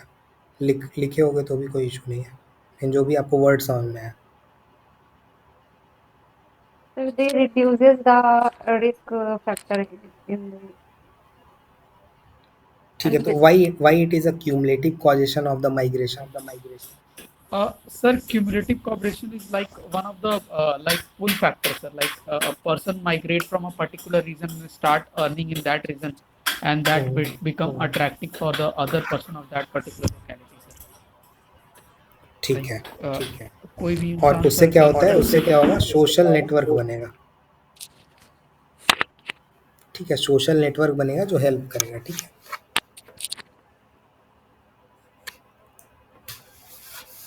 ठीक है ना। Yes, sir. अब दूसरा वाला आप बताओ। दूसरा एक और जो Sir, कॉन्सेप्ट हम डिस्कस करें। ethnic enclave, sir. वो बताओ। Sir, ethnic enclave is the one such localities we can, sir, we can consider it like cluster formation in a foreign country, sir. हाँ, वही काइंड ऑफ वही है। Yes, sir. Cluster formation that resembles like a common community sentiment sharing in a broad region of a different culture, sir. हाँ, Yes, sir. आपने देखा so होगा ना we बहुत can सारी। say बोलो। like ethnic enclaves can enhance the cultural aspect of the society, like native societies. They can forward the culture of that society in another country also. No? हाँ, you can, जैसे जो मैकडोनल्डाइजेशन वाली बात है, वो आप Yeah. सोच सकते हो इस पे। हाँ, जो आप बोलना चाह रहे हो, ठीक है। मतलब कहने का मतलब, whatever immigrants are going in that, they are going in a particular specific industries. ठीक है, ये भी आप ध्यान रखना कि इथनिसिटी किसी भी चीज़ पे तो बनेगी ना। किसी एक तो, कोई तो आपको जान रहा था, आपको बुलाया, but you are getting the shelter, you are getting the job opportunities and other things in the particular industry, and that's how they are self sustaining them. जो चाइना टाउन वाला एग्जांपल आप ध्यान रखना इथनिक इनक्लेव में, कि जो भी mostly Chinese आएंगे, they are going to get job in those grocery stores. उनको ईजिली वहाँ जॉब मिल जाएगा। बहुत सारे चाइनीज़ रेस्टोरेंट ऑलरेडी बन चुके हैं, उनको वहाँ ईजिली जॉब मिल जाएगा। So various ethnic enclaves are there for immigrants in various countries. ठीक है, जैसे अभी भी आप यहाँ पे भी आप देखोगे, दिल्ली में there are sites, there are, मतलब एक पर्टिकुलर जगह होती है ना जहाँ पे आपको दिखेंगे कि बिहार के लोग यहाँ पे बहुत ज़्यादा हैं। ठीक है, दिल्ली में भी अगर समवन हैज़ माइग्रेटेड तो आपको दिखेगा। जैसे केरल में अगर कोई जा रहा होगा, so there are ethnic enclaves. ऐसा नहीं होगा कि आपको, मतलब कि कहीं भी आपको मिल जाएंगे, वो इक्का दुक्का मिलेंगे, कुछ लोग मिलेंगे। सो ethnic enclaves is, enclave concept का मतलब कि एक पर्टिकुलर 2-3 इंडस्ट्री होगी जहाँ पे आपको एक बंच में मिलेंगे वो, और एक पर्टिकुलर जगह होगी जहाँ वो रह रहे होंगे। ठीक है, वो चीज़ों को डोमिनेट कर रहे होंगे, and they will be in a kind of self sustaining economy. उनको ज़रूरत भी नहीं है उस पर्टिकुलर मतलब पर्टिकुलर जगह की। ठीक है, that is how it operates, and it provide support. जो आपने बोला वो तो ठीक है, लेकिन मेन कॉन्सेप्ट वो है कि पर्टिकुलर इंडस्ट्री, पर्टिकुलर इकोनॉमी में एक पर्टिकुलर लोग हैं, मतलब जहाँ भी जाएंगे। तो you will see the migration वाला जो भी है ना, जैसे भाई गुजरात में अगर आप देखोगे, migrants are going, they are also in the ethnic enclaves. मतलब बहुत सारे ऐसे मिलेंगे आपको कि केवल वो साड़ियों वाला बिजनेस है या इस तरह का है, उसमें आपको पर्टिकुलर लोग मिलेंगे। ऐसा नहीं कि कुछ जाके कुछ और कर रहे होंगे। ठीक है, मतलब वो आपको कम मिलेंगे। So this is how the things works. तो ये 2-3 चीज़ आप वर्ड याद रखना, then you can write it better. ठीक है, अब अगला क्वेश्चन इजी है। How the formal informal organization of the work. तो अभी आपको इनफॉर्मलाइजेशन पे इतना ही था। इनफॉर्मल में बस आपको क्या पढ़ना है, इनफॉर्मल ऑर्गेनाइजेशन और फॉर्मल ऑर्गेनाइजेशन के कुछ कुछ characteristic, and what is the feudalistic, वो सब तो बेसिक वाली बात है, वो एक बार आपको पढ़ लेना है। इसके अलावा Taylorism, Fordism both are from the और मायो का जो एक वो है। ठीक है, तो वो सब आपने पढ़ा होगा, ऐसे नीचे इस क्वेश्चन है अभी, तो आपको पता लग जाएगा। So this is one of the question जो एक बार आया था कि how do formal and informal organization of work influence the labour mobility. ठीक है, अब ये क्वेश्चन आया, how do the formal informal organization work influence labour mobility. ठीक है, आपको एग्जाम्पल से एक्सप्लेन करना था, शायद इसी बार आया है, कभी तो एक बार आया हुआ है 2015 वगैरह में कभी। अब आप सोचो what you can write in it. मतलब आप सोचो कि whatever theories you have written, whatever theories you have read, इसमें क्वेश्चन नंबर 3 और question number 9 both are the applied thing. और उस पे अप्लाई आप लोग करके देखो कि भाई मैं तो बोल दूंगा आपको समझ में भी आ जाएगा, but you have read some theories, अभी तक तो आपको कुछ कुछ मैंने बता दिया, ठीक है। How you can apply those things, कोई भी एक एक मतलब जैसे मैं बोलूँ कि भाई इस पे अच्छे पॉइंट लिखने हैं आपको, भाई ये क्वेश्चन है, अब इसके पे आपको अच्छे अच्छे पॉइंट लिखने हैं, what can be the good point for it, ठीक है। ऐसे formal organisation how it is going to influence the labour mobility, पहले इस टॉपिक बात करते हैं। तो फॉर्मल ऑर्गेनाइजेशन कैसे इन्फ्लुएंस करता है, कोई भी अच्छी बात जो आपको लगता हो आप में से किसी को भी, क्योंकि यही काम आएगा आपका सोचना, कि रट के नहीं होगा, कई बार बताया हूँ, तो रटा रटा नहीं जाएगा, दो चार चीज़ें रटी जाएंगी लेकिन वहाँ पे आपका दिमाग चलना चाहिए, क्वेश्चन ऐसा आएगा। तो बताओ formal organization of work how is it is contributing to the labour mobility. Sir, transparency in promotion based on sir efficiency and organization नहीं of तो sir वर्ड अच्छे अच्छे like बताओ, वर्ड अच्छे अच्छे, मतलब वर्ड या थ्योरेटिकल चीज़ें या कुछ इस तरह का। sir skill development program which are organized in formal organization with Sir, skill in development that, can we give the like Durkheim's bureaucratization? हाँ Sorry, वेबर का sorry, ये ब्यूरोक्रेसी। Weber's हम्म, ठीक है। like हाँ तो देखो ये आया सही पॉइंट है। तो bureaucracy bureaucracy has led to rationalisation, ठीक है, yeah. And bureaucracy has emphasised the formal organisational structure. तो एक पॉइंट आपका अच्छा ये बना कि भाई जो ब्यूरोक्रेसी ब्यूरोक्रेटिक स्ट्रक्चर है, formal organisations have the officially established structure और bureaucratic structures, so they are following some rules और प्रोसीजर्स। तो वहाँ पे लेबर मोबिलिटी कैसी है, because there are hierarchy.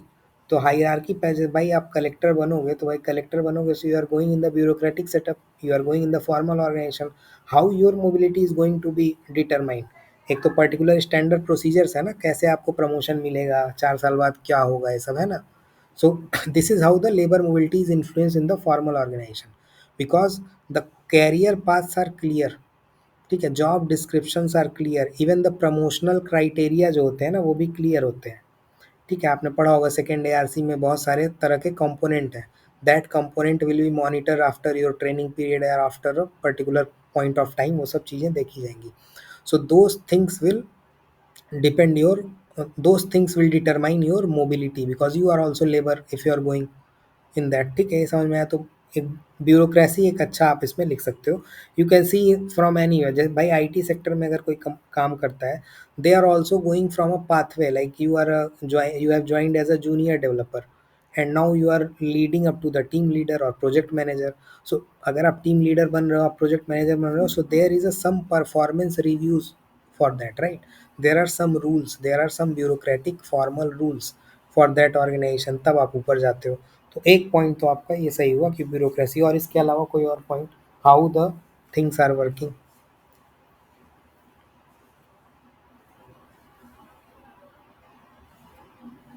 Sir, can we include the Parsons agile model like adaptation wala part ki when people went somewhere like for job, they adapt their environment and later they have the better chance to mobility. मतलब आप एजीआईएल में adaptation वाला आप सोच रहे हो, Yes. So Like how for it is that going. environment, they हाँ, got that environment, so they can able to like adapt to that environment easily, so they have better chance to mobility. नहीं तो वो जो जो आप बोल रहे हो ना adaptation and AGIL framework, that AGIL framework is the functional requisite of the system. System जैसे वो सोशल सिस्टम की बात करता है ना, वो सिस्टम की अडॉप्टेबिलिटी होती है। जैसे जो आप एजीआईएल लगाना चाह रहे हो, आप इंडिविजुअल पे लगा रहे हो ना, लेबर मोबिलिटी पे आप बात कर रहे हो। Mm. So labour mobility is not the system, वो Okay. सिस्टम का कोई पार्ट होगा। तो जब भी ये सब क्लियर रखना दिमाग में आप लोग लगाने उगाने के पहले कि मतलब जैसे एजीआईएल Okay, पार्ट sir. हो तो Okay. सोशल सिस्टम का है ना, adaptation will be done by the economic system, ठीक है। अगर इकोनॉमिक सिस्टम एडॉप्टेशन नहीं कर पा रहे हैं तो वो होगा, मतलब एज अ सोशल सिस्टम आप सोचो, तो वो वहाँ लगेगा नहीं, मतलब लेबर मोबिलिटी पे नहीं लगेगा। और सोचो आप कोई चीज़।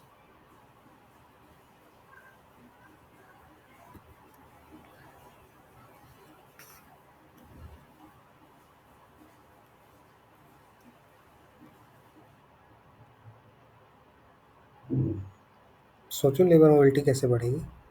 सोशल स्ट्रेटिफिकेशन में डेविस मूर ये सब पढ़ा है ना, ठीक है। So he is also talking in the reward system होता है और इस तरह से होता है, सब पढ़ा है ना आपने कि भाई Correct, रिवॉर्ड correct. सिस्टम होता है and that is going to be benefited some talents are, वो जो भी वो बोलता था कि भाई टैलेंट स्कार्स होते हैं और उसको मतलब नर्चर करना पड़ता है, ठीक है। So there is a reward, वो मोटिवेशन क्या, जैसे आप उसका बात कर रहे थे तो you would have talked on the motivation through the reward system in the formal organization. वो मोटिवेशन होगा तब, जैसे आप बता रहे थे जो अडॉप्टेशन वगैरह। So in the organismic system you can talk on the motivation कि how we are going to be mobile, ठीक है, ठीक है। और भी चाहिए आप, जैसे इसमें भाई जो हमने ऊपर वाली थ्योरी आपको बताई उसी से आप सोचो।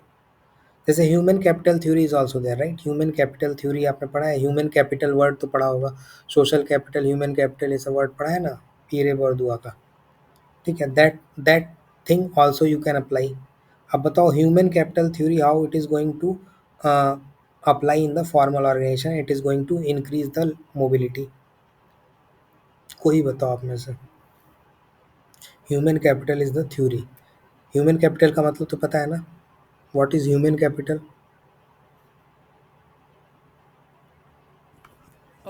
Sir, skill impartment through various हाँ, ठीक skill है, development programs, sir, सही है। is a human capital theory, sir.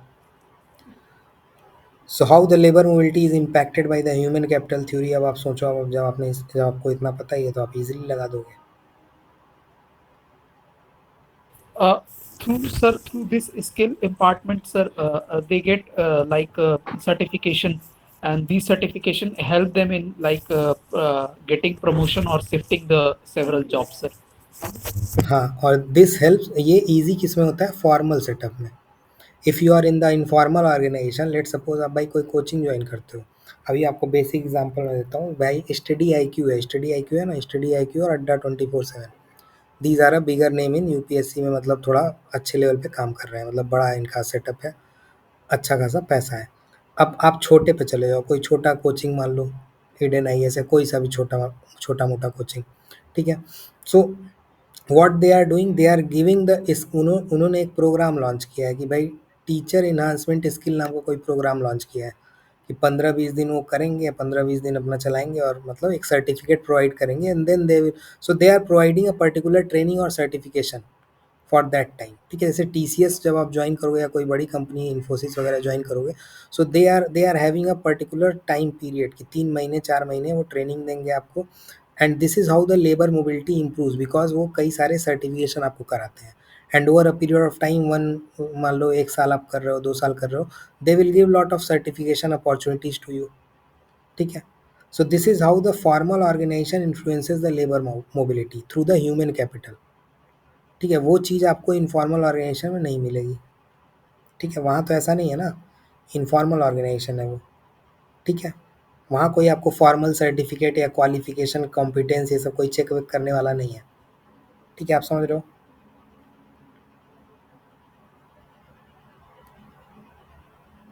ठीक है। So this is another example जहाँ पे आप वो कर सकते थे, जहाँ पे आप ह्यूमन कैपिटल थ्योरी लगा सकते थे। तो आप ऐसे मतलब उसमें वही वर्ड लिखने तो ह्यूमन कैपिटल लिखना है, फिर आप एग्जांपल लिखो उसमें, जैसे मैंने आपको बताया कि how it is going to impart that, ठीक है। भाई कोई इंजीनियर है तो उसको भाई सर्टिफिकेट मिल जाता है एआईएमएल में, so he can transition to the tech roles. वो ईजी कहाँ पे है, वो फॉर्मल ऑर्गेनाइजेशन में है। इनफॉर्मल में छोटे मोटे सेटअप में ही has to take some certificate और कोर्सेज फ्रॉम आउटसाइड, उसको उसको पे करना है उसके लिए, then only he will be getting those things. ये सब जो कोर्सेरा वगैरह ये सब मॉडल चल रहा है, कोर्सेरा और कई सारे वो हैं जो टेक्निकल वो चलाते हैं, टेक्निकल प्रोग्राम चलाते रहते हैं। So they are not tapping the formal sector employees, वो वहाँ के लोग ही कोर्स वो सब ले रहे हैं जहाँ पे उस तरह की एवेन्यूज़ नहीं है, ठीक है। जैसे आज की डेट में बहुत सारे एमबीए प्रोग्राम है, if you are doing the online MBA और समथिंग, तो बहुत सारे प्रोग्राम है, they are going to give you the certificates और acknowledgement from various universities like Harvard और पता नहीं कहाँ के बेटर सर्टिफिकेट्स आपको दे देंगे, that will move you mobile because they have organize, मतलब वो फॉर्मल सेटअप में है एक तरह से। आप समझ रहे हो ये चीज़। So this is how the labour mobility is impacted through the human capital, human capital से कैसे होता है, ठीक है। इसी तरह मैंने आपको लेबर मार्केट सेगमेंटेशन अभी ऊपर ही बताया, तो ये सब जब वर्ड आप लिखे रहोगे तभी आप लगा पाओगे। भाई लेबर मार्केट सेगमेंटेशन मैंने आपको बताया ना कि there are two type of labour market, primary and secondary. तो भाई प्राइमरी लेबर मार्केट जो होगा which is having stable job, which is having well paid opportunities और advancement, they will be following. भाई अगर लेबर जैसे पूरा लेबर मार्केट है वो दो में डिवाइडेड है, प्राइमरी और सेकेंडरी में, तो प्राइमरी वाला लेबर मार्केट कैसा होगा, that market will follow a formal structures, तो उसमें मोबिलिटी ज़्यादा होगी, but the secondary segment will have the lesser mobility, ठीक है। ये चीज़ समझ में आ रहा है। भाई अनऑर्गेनाइज कोई फैक्ट्री वर्कर है, मतलब कोई अनऑर्गेनाइज फैक्ट्री टाइप की चला रहा है, या मान लो रिटेल वर्कर है, ठीक है, रिटेल वर्कर अगर कोई काम कर रहा है तो ही विल बी गेटिंग, मतलब he is having on the, मतलब उसका आवर्स फिक्स नहीं है, अपॉर्चुनिटीज़ फिक्स नहीं है, जॉब उसकी वेज फिक्स नहीं है, सो दैट इवन द, जब अब ये क्या बोल रहा है भाई अपना, तो जब मैंने आपको पहले ही बताया था, जब क्वेश्चन कभी भी आए तो पहला मैंने, अच्छा इसका मैं एक बार और कभी आपको बताऊंगा लेके, लेकिन एक बार आप समझ लो कि जब भी कोई क्वेश्चन है, ऐसे क्वेश्चन आया कि how do formal informal organization influence labour mobility, you have to relate first the things from the syllabus.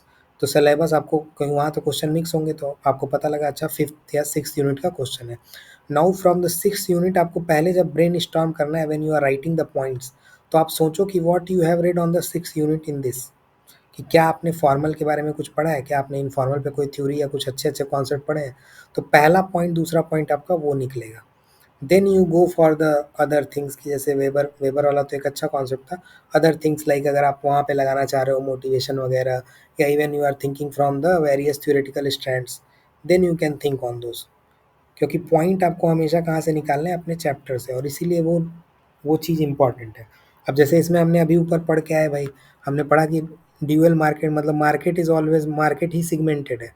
So if the market is segmented in primary and secondary, then obviously the primary market who is going to be having the stable job or the contract or something, they will provide more mobility for the labor, ठीक है। कोई ऐसा थोड़ी ना भाई CV में जो भी लिखता है तो किसको वेटेज दिया जाता है, who has done something in the formal organization, उसका वेटेज ज़्यादा होता है। If you have done something in various informal organization या कुछ भी किया हो, those things are not recognized, ठीक है। So this is how you have to think कि भाई इस चैप्टर से हम कैसे सोचेंगे, मतलब यहाँ से कैसे सोचेंगे।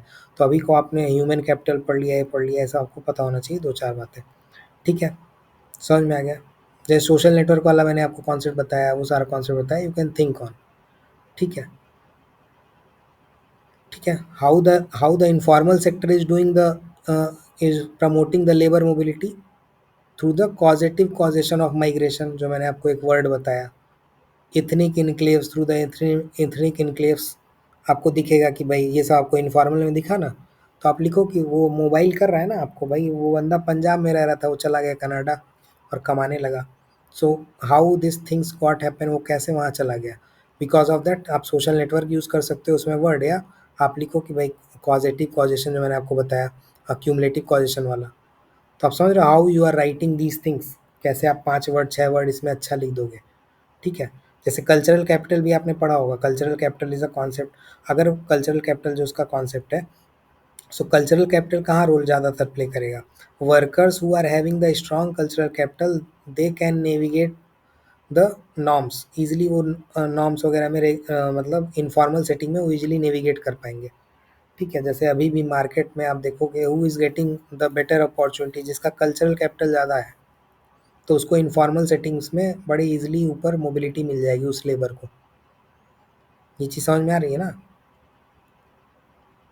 कल्चरल कैपिटल, सोशल कैपिटल से आप लोग पढ़ते हो ना, तो ये सब वर्ड लिखो आप जब इसको लिख रहे होगे, तो cultural capital is another thing, ठीक है, जिससे ईजिली वो हो जाता है। समझ गया आप कि इनफॉर्मल सेटिंग में कैसे लेबर मोबिलिटी बढ़ रही है।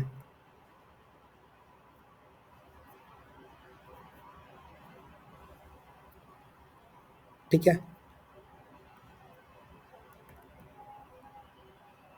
ठीक है, कोई इशू नहीं है इसमें। Ashish, Harshit, Mandeep, you are also getting right. No sir. ठीक है। अब जैसे इनफॉर्मल में आपने, जैसे अभी हमने पढ़ा इनफॉर्मल सेक्टर्स, इनफॉर्मल ऑर्गेनाइजेशन, जब मैंने बताया कि भाई आपको कैरेक्टरिस्टिक भी अगर पता हो, then also you can write 1 और 2 more good points.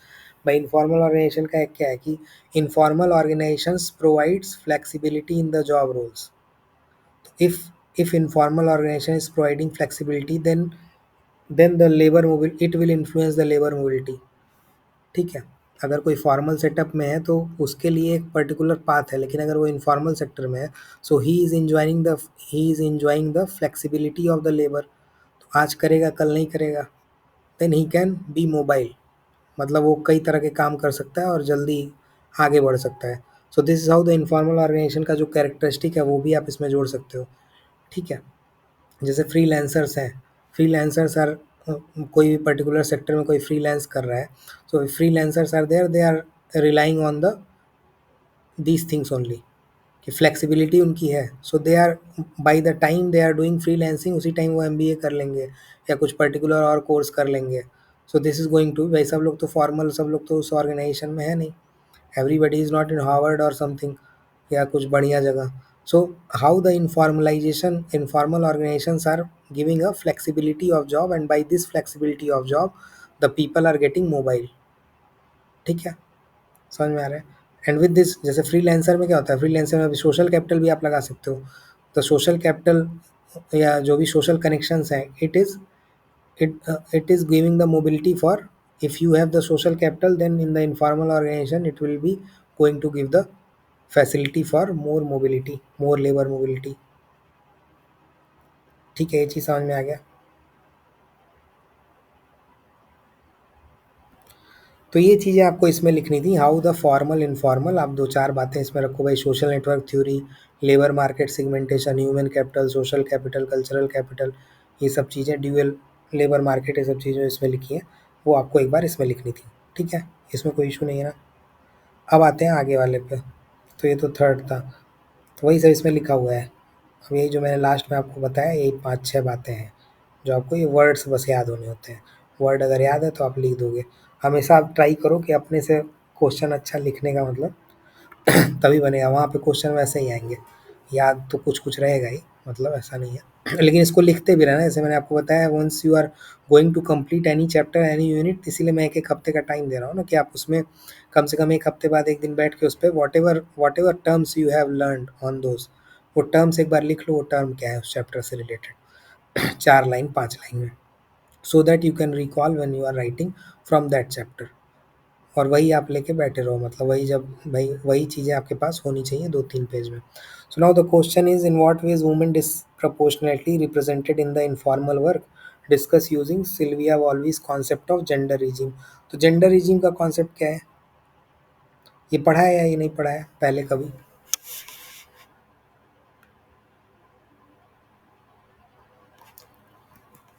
Sylvia Valvi के बारे में कभी पढ़ा है पहले किसी ने आप लोगों में से?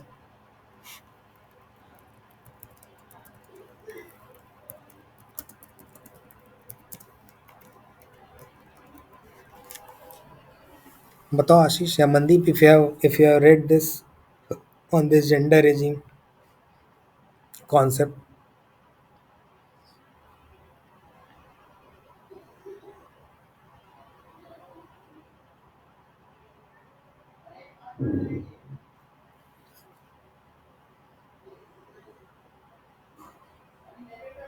आ रही है ना आशीष, आवाज आ रही है?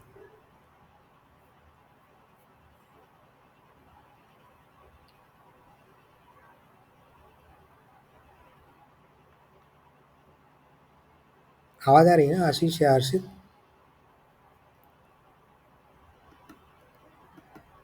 Yes, sir.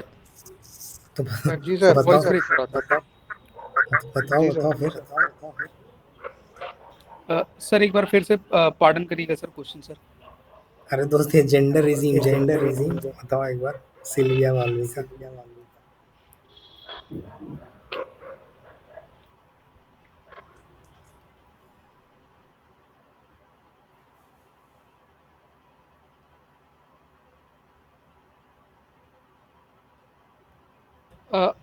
Sir, dual responsibility on a woman, sir, like a domestic responsibility, which becomes a hurdle on, sir, like economic development of women, sir. ठीक है, सही है। तो वही प्राइवेट स्फीयर और पब्लिक स्फीयर, ये भी 2 टर्म है, यूज़ करती है वो।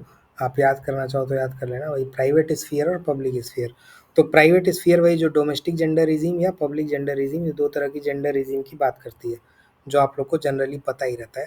व्हाट इज़ प्राइवेट स्फीयर, मतलब इसमें क्या होता है, प्राइवेट में क्या होता है, in the private sphere that power is concentrated within the households. ठीक है, जो वुमेन का रोल होता है largely confined, it is confined to the domestic role और केयर गिविंग रोल। ठीक है, और men are dominating in the public और इकोनॉमिक स्फीयर। तो इकोनॉमिक स्फीयर में कौन डोमिनेट कर रहा होगा, मेन डोमिनेट कर रहे होंगे प्राइवेट स्फीयर में वुमेन अपना डोमेस्टिक लेबर पे वो होगा। ठीक है, unpaid domestic labour, care giving, इस तरह के काम होंगे। तो दो तरह की जेंडर रिजीम इसने बताई इन the public and private sphere. Public sphere में क्या होता है, gender inequality, how in the public sphere gender inequality is maintain. तो इन्होंने ये बताया कि भाई gender inequality is maintain through various social institutions. ठीक है, बहुत सारे सोशल इंस्टीट्यूशन है that is also maintaining a gender inequality through various mechanism in the public life. ठीक है, कैसे वो होता है, जैसे भाई जेंडर पे गैप जो होगा, पे जेंडर बेस्ड पे गैप जो होगा वो बहुत ज़्यादा होगा। ग्लास सीलिंग होगी वहाँ पे, टॉप मतलब ग्लास सीलिंग। जैसे एक वर्ड लिखो आप, स्टिकी फ्लोर कॉन्सेप्ट है एक। ठीक है, वो मैंने शायद इसमें इंक्लूड नहीं किया है, तो आप लिखना चाहना स्टिकी फ्लोर। सुना है स्टिकी फ्लोर? हर्षित सुना है आपने, या आशीष या अनु आपने? Sticky floor, concept of sticky floor, यह वर्ड सुना नो है? Sir, no sir. आशीष आपने? अच्छा, तो तीन तीन तीन वो होते हैं, एक स्टिकी फ्लोर का कॉन्सेप्ट है, एक ग्लास सीलिंग वर्ड है और एक ग्लास क्लिफ वर्ड है। ठीक है, तो बस एक एक लाइन में समझना है, लिखना होगा तो आप लिख भी लेना। तो स्टिकी फ्लोर का कॉन्सेप्ट क्या है कि जो लोअर, जैसे भाई एक मान लो कोई ऑर्गेनाइजेशन है, तो there are at the top, मतलब बहुत सारा लोग जो है वो टॉप पे हैं। तो टॉप में अगर कोई चीज़ you are seeing that there is a gender based discrimination at the top management, that comes in the glass ceiling, उसको बोलते हैं ग्लास सीलिंग।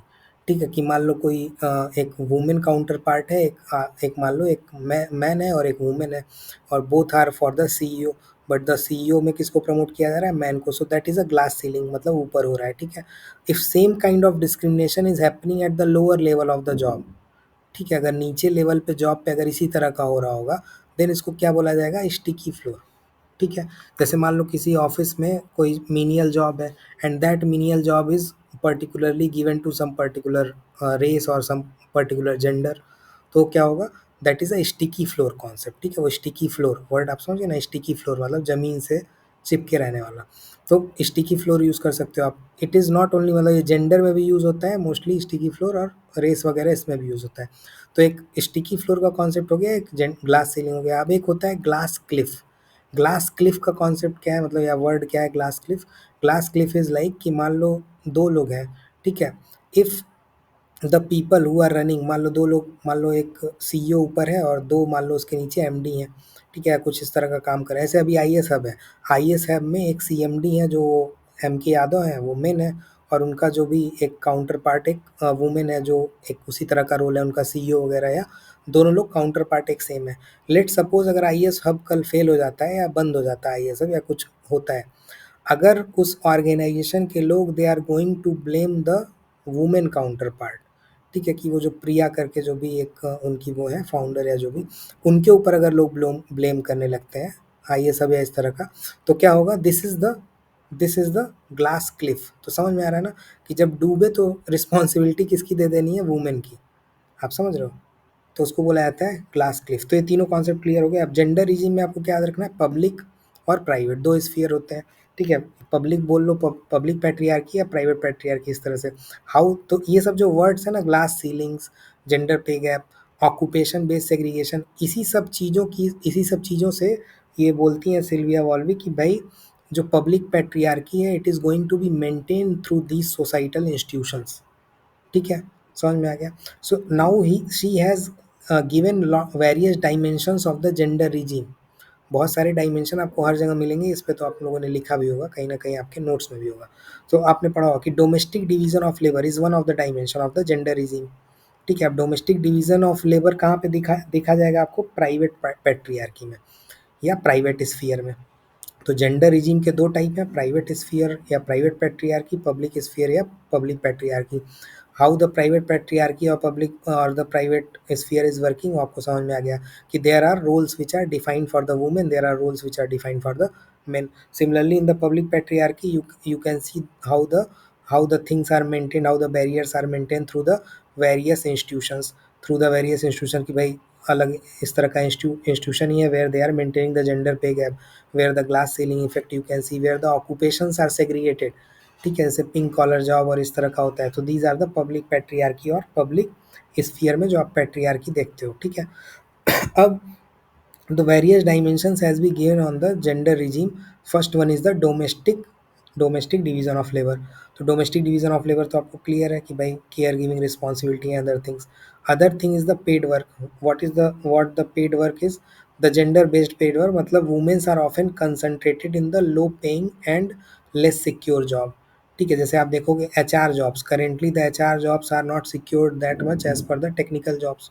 ठीक है, क्योंकि भाई एच आर जॉब जो है वो over a period of time धीरे धीरे कम होती है. So H R jobs is not that much stable. तो womens are concentrated in those jobs only that less secure and low paying job and less secure job. So that is also another dimension of the this.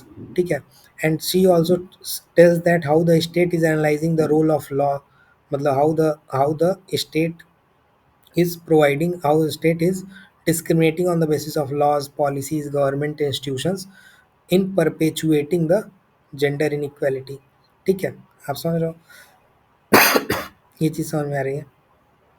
ठीक है, तो violence against women भी शायद उसमें एक dimension है. तो ये 2-3 डायमेंशन है मतलब ओवरऑल तो 6 हैं. एक पॉलिटिकल पावर है, वायलेंस अगेंस्ट वुमेन है, स्टेट का रोल है इसमें, और डोमेस्टिक वर्क है, और डोमेस्टिक डिवीजन ऑफ लेबर है, and how the gender disparities in the employment are maintain, इस तरह का वो है. ठीक है, तो ये 4-5 dimension of the gender regime जो आपको याद होने चाहिए लिखने के लिए. ठीक है, समझ में आ गया ये चीज़? बोल दूँ एक बार या लिखा हुआ है सबके पास होगा ना ये, तो मेरे ख्याल से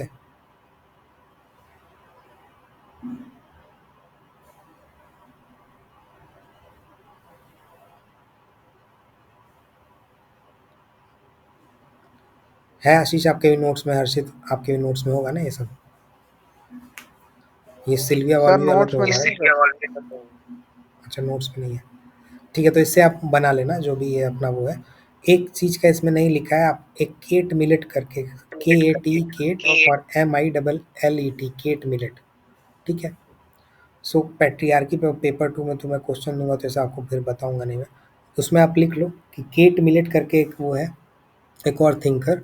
ठीक है, सो उनका वर्क है सेक्सुअल पॉलिटिक्स नाम से. ठीक है, वो याद करने की ज़रूरत नहीं, अगर याद रहे तो ठीक है. But they have cat millet ने भी साइट किया various factors for existence of patriarchy, why the patriarchy is existing in the society. ठीक है, तो बहुत सारे फैक्टर उन्होंने बताए. आप फैक्टर लिखना चाहो तो एक एक वर्ड में बस लिखते जाओ कि one factor is the biology. Biology is one of the factor because of which the patriarchy is existing. ठीक है, तो biology is one of the factor. Cat millet लिख लिया आपने, KATMILLET. ठीक है, उनकी वजह से, उनके हिसाब से कि भाई what are the factors for existence of patriarchy. So one is the biology, other is the ideology. ठीक है, तो बायोलॉजी आपको समझ में आ गया. ठीक है, बायोलॉजी मतलब बायोलॉजिकली दे आर, मतलब biologically male strengths are biologically they are superior, and that has played the role in existence of patriarchy, that is part of biology. Ideology is also another factor. So ideology का मतलब men are socialized to have the dominant temperament. ठीक है, वो बच्चों को इस तरह से सोशलाइज किया जाता है कि they have such characteristic of the, जैसे मैंने आपको मैस्कुलिनिटी का कॉन्सेप्ट बताया था.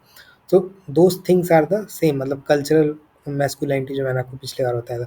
So ideological is also one of the basis for existence of patriarchy. ठीक है, तीसरा इन्होंने बताया, मतलब एग्जिस्टेंस ऑफ पैट्रियार्की का फैक्टर क्या है, sociological factor. So what is the sociological factors, various institutions are helping to maintain the patriarchy. जैसे फैमिली है, family as a institution is helping to maintain the patriarchy. ठीक है, तो समझ में आ गया. Biology, ideology, sociological factors, other is the education. ठीक है, education is also education is also one of the factor for existence of patriarchy. How women are given low status job, ठीक है, उनको लो स्टेटस जॉब मिल रही है, ठीक है, दे आर नॉट, मतलब जैसे आपने पढ़ा होगा कि स्टेम स्टेम करके एक वो होता है ना भाई, साइंस, टेक्नोलॉजी, इंजीनियरिंग, मैथ्स, इन सब जो स्टेम वाला जो वो है उसमें उनको जॉब अपॉर्चुनिटी बहुत कम है, even the enrolment in the STEM is very less, इसीलिए बहुत सारे फेलोशिप प्रोग्राम चलाए गए।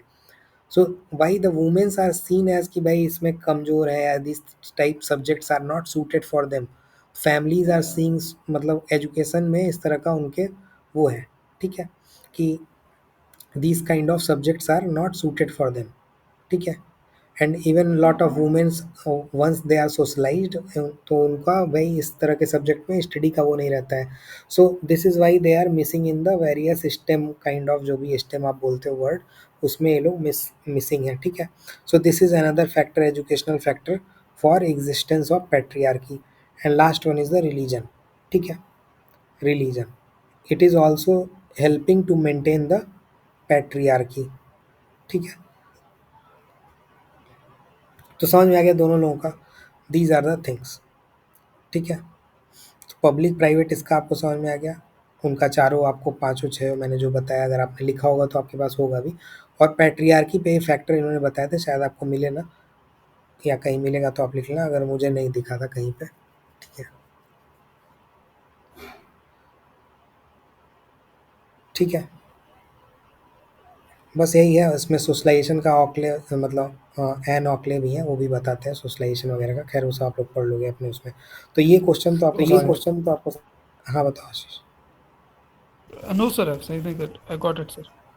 ठीक है, तो यही सब इसमें लिखा हुआ है, जस्ट रीड इट वंस, आपको पता चल जाएगा इसमें, ठीक है। इंटरसेक्शनैलिटी वगैरह कॉन्सेप्ट मैंने आपको बता दिया है पहले ही, सो इस क्वेश्चन में तो उतनी आपको ज़रूरत पड़ेगी नहीं, but intersectionality is also one of the word which you can use various, कई जगह आप यूज़ कर सकते हो, ठीक है। Now this question is also, इसी तरह का क्वेश्चन शायद आया था इस बार, how does the gig economy impact womens economic independence in India, and what are the sociological implications of the challenges they face within this sector, ठीक है।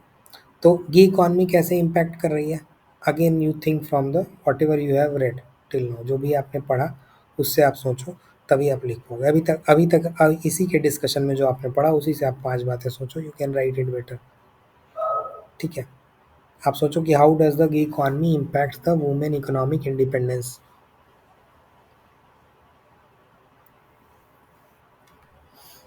Flexibility in work hours, sir. सही है, flex, हाँ ठीक है। So work-life balance. ठीक है, work life balance, ये भी ठीक है, लेकिन कैसे वो, आप जैसे फ्लेक्सिबिलिटी इन वर्क, और इसने बोला तो आपको जब वर्ड बोलोगे तो आपको आगे वो दिखाना पड़ेगा, मतलब you have to substantiate those things, कुछ आपको लिखना पड़ेगा कि how economy is providing the flexibility Sir, of the work. sir, flexibility in work hour means, sir, with their domestic responsibility, they can also perform their professional responsibility, sir. Like they can join in any time for the job work, sir. And हाँ, तो even ये they चीज़, हाँ, have ये the चीज़ आपको लिखनी पड़ेगी आपको, मतलब जैसे आपने फ्लेक्सिबिलिटी बताया, फिर आपको ये लिखना पड़ेगा आगे, ताकि इट कैन बी, मतलब आप इसको लिख पाओ, मतलब आप इसको जस्टिफाई करो। okay, sir. अदर थिंग आप क्या सोचते हो, how the economy is providing, challenges तो आपको बहुत सारे दिख जाएंगे, आप ये सोचो what kind of opportunities are there with this. Like opportunity to restart their career, sir. Like in हाँ, gig economy, one can start from any platform, does not require long-term work experience or broader certification like qualifications. हाँ, मतलब आप ऐसे सोचो ना, gig economy जो है that is also a part of informal organisation, तो आप हमेशा पॉइंट, जैसे जैसे होता है ना, दिमाग में जल्दी जल्दी पॉइंट नहीं आते हैं, तो आप हमेशा जब ऐसे सोचोगे ना उस तरह से, तो आपके जल्दी जल्दी पॉइंट आएंगे, जैसे आप ये जो पॉइंट बता रहे हो that is also part of informal organisation, तो वहीं से आप सोचो, जैसे आपने बताया कि भाई जल्दी फ्लेक्सिबिलिटी इन द वर्क, और that is a part of informal organisation, ठीक है, तो गिग इकोनॉमी भी वही है, ठीक है, वो भी सही है, और कोई चीज़।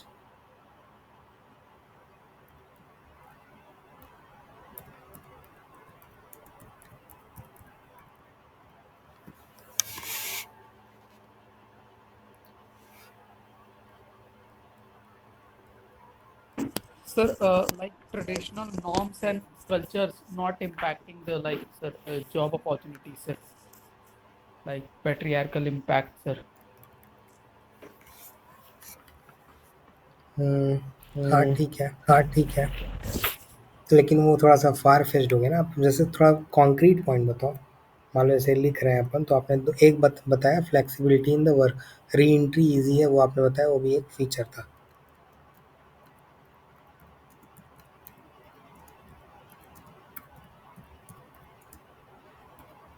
और सोचो।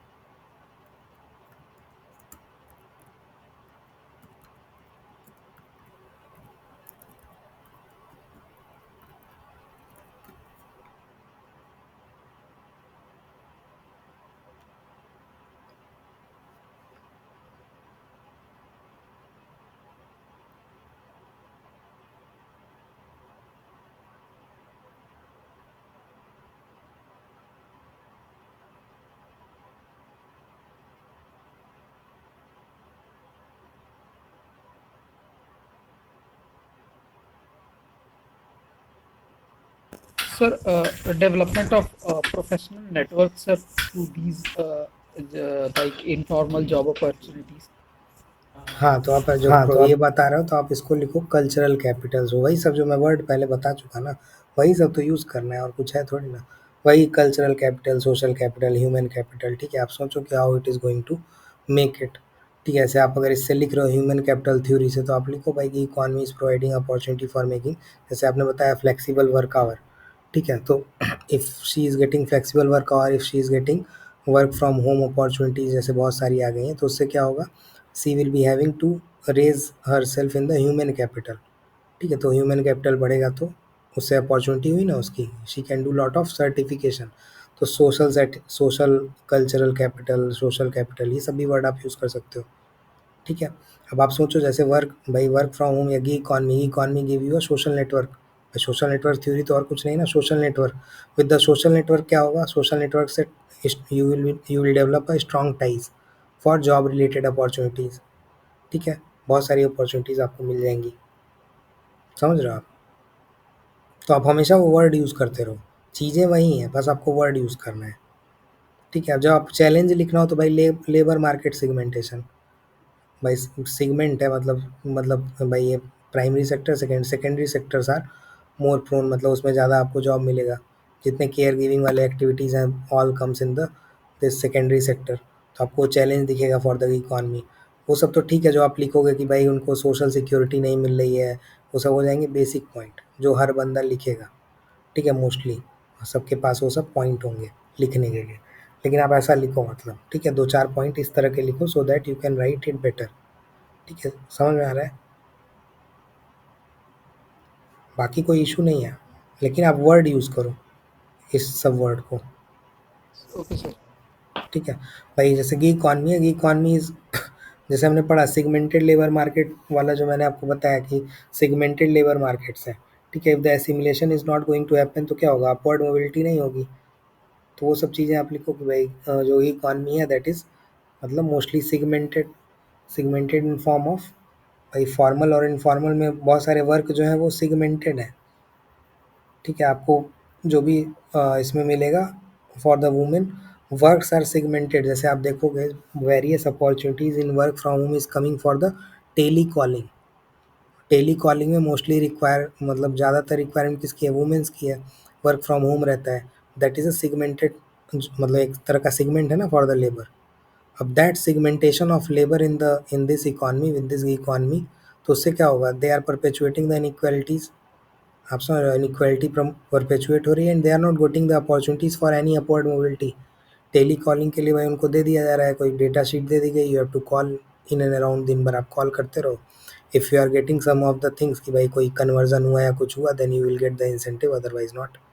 4-5 हज़ार 7 हज़ार जो भी होगा वो देते रहेंगे, आप समझ रहे हो। So the unproductive labors, they are with the segmentation of labor, they are involved in the unproductive labor, ठीक है, उससे उनकी मोबिलिटी नहीं बढ़ रही, तो वर्ड हमेशा आप यूज़ करो, बाकी कोई दिक्कत नहीं है। और ये सब सोच के होगा, मतलब what whenever you are thinking, तो हमेशा ये सोचो क्या आपने पढ़ा है इस पे, कि क्वेश्चन जो भी आएगा वैसा ही आएगा। तो आप सोचो क्या आपने पढ़ा, उस पे आप सोचो। ठीक है, जैसे अभी हमने पढ़ा ना gender regimes, we have read the concept gender regime. अब आप सोचो how you can apply the gender regime. यही तो होगा लास्ट में, आप जब पेज बनाओगे तो 2 पेज का यही सब तो वर्ड आप लिखे होगे ना, but you have to apply those things. Question कुछ भी है, आपको अप्लाई करना है वो चीज़। ठीक है भाई, पब्लिक स्फीयर, प्राइवेट स्फीयर आपने पढ़ा, मैंने आपको स्टिकी फ्लोर और ये सब बताया। तो apply those things while writing it. कि गी इकॉनमी आपको दिखेगा, जैसे स्टिकी फ्लोर मैंने आपको बताया, यू विल फाइंड इन गी इकॉनमी। जो मैंने टेली कॉलिंग वाला आपको दिया दैट इज़ सेम। ठीक है, आपको वो स्टिकी फ्लोर दिखेगा उसमें, कि वो लोग जो है they do not have any kind of mobility, they will stick to that particular job only. जो भी जॉब उनको मिलेगा ड्यू टू दिस इकॉनमी। ठीक है, वो तो आपने ऊपर लिखा कि ठीक है उनको वो मिल गया, सोशल कैपिटल, कल्चरल कैपिटल, सब जो आपने 2-4 पॉजिटिव लिख दिए, बट आप नेगेटिव में सोचो तो इससे भाई ऐसा तो है नहीं, मैं भी कुछ नया बोल रहा हूँ। वही जो ऊपर आप पढ़ो हमेशा उसको लगाओ, लगाओगे नहीं तो दिक्कत होगा। नहीं तो फिर भाई डिजिटल डिवाइड इज़ अनदर, मतलब डिजिटल डिवाइड है that is a one another challenge. भाई सबके पास इंटरनेट का एक्सेस नहीं है या इस तरह का है। But right more better points while writing it, बस कहने का मतलब वो है। ठीक है, जेंडर पे गैप वगैरह तो आपको इसमें लिख ही लोगे, तो समझ में आ रहा है ना। जैसे इसमें देखो एक कॉन्सेप्ट लिखा है सेकंड चाइल्ड का कॉन्सेप्ट, मतलब आपके इसमें सेकंड चाइल्ड का कॉन्सेप्ट पढ़ा होगा राइट। तो वो इसमें नीचे लिखा हुआ है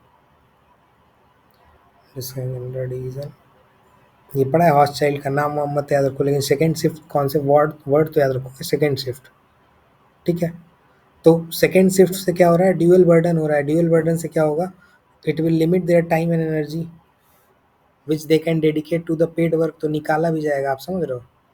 तो उनको वैसे काम नहीं दिए जाएंगे। ठीक है, समझ रहे हो। और देखो यहाँ भी लिखा है कि less secure low paying job मिल रही है, but they are in the, ये वर्ड आप लिखो कि भाई it is gig economy is creating a precariat class. ठीक है, and with the gender division of the work they are getting paid in, मतलब low paying low less secure इस तरह का जॉब मिल रहा है जो भी है। तो आप उस तरह से लिखोगे तो you will get it more better. Number मिल जाएंगे, जब तक वर्ड दिखेगा नहीं तो, मतलब आप सोच रहे हो मान लो मुझे ही आप कॉपी भेजोगे या किसी को भी आप कॉपी, मतलब जब मैं कॉपी किसी का चेक कर रहा हूँ तो मैं ऊपर से क्या देखूंगा, मान लो सिल्विया वाली क्वेश्चन में क्या देखूंगा, क्या उसने पब्लिक स्फीयर वर्ड कहीं लिखा है। कोई पढ़ता थोड़ी ना पूरा, मतलब लिटरली मैं भी पढ़ूंगा थोड़ी ना कोई वर्ड। मैं भी एक कॉपी आपको दिखाऊंगा शुभ्रा रंजन की, उसमें मतलब एक लड़की है उसने लिखा है वो चीज़, मतलब इसी तरह सिल्विया वाली वाला ही शायद क्वेश्चन था। तो उसने वो 6 वो बात लिखी है, तो मैं आगे थोड़ी ना देख रहा हूँ कि वो एग्जाम्पल लिख रही है क्या नहीं। बट मैंने देखा कि वो भाई वो 6 पॉइंट है, तो मतलब अच्छा बात है, लिखा ही मतलब पढ़ा है। तो चेक करते टाइम वो ज़रूरी होता है, इसीलिए मैं आपको बोलता हूँ कीवर्ड वर्ड बहुत ज़रूरी है जब भी आप लिखो, नहीं तो वही हो जाएगा। और सोचने का तरीका इसीलिए ज़रूरी है। ठीक है, समझ में आ गया। तो इस क्वेश्चन में तो और कुछ नहीं है। सेकंड शिफ्ट वाला कॉन्सेप्ट क्लियर है राइट, पता है आशीष आपको राइट सेकंड शिफ्ट का कॉन्सेप्ट। Yes, sir. ठीक है, ठीक है। अब जैसे मान लो लेबर कोड का क्वेश्चन आ जाए, शायद इसमें नीचे दिया भी है मैंने, लेबर कोड आपको अप्लाई करना है ऑन इट। चलो पहले वही क्वेश्चन करते हैं, आप अप्लाई करके दिखाओ। अब जो जो पढ़ा है एक बार दिमाग में चला लेना, फिर अप्लाई करना है। छठा वाला लेबर कमिटमेंट है, वो भी इजी क्वेश्चन ही है, लेकिन मैं पहले आपको वो वाला कराता हूँ।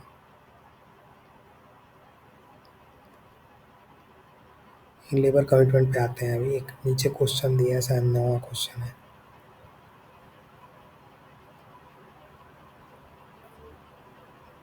एक्टिवली सोचो बस आप लोग।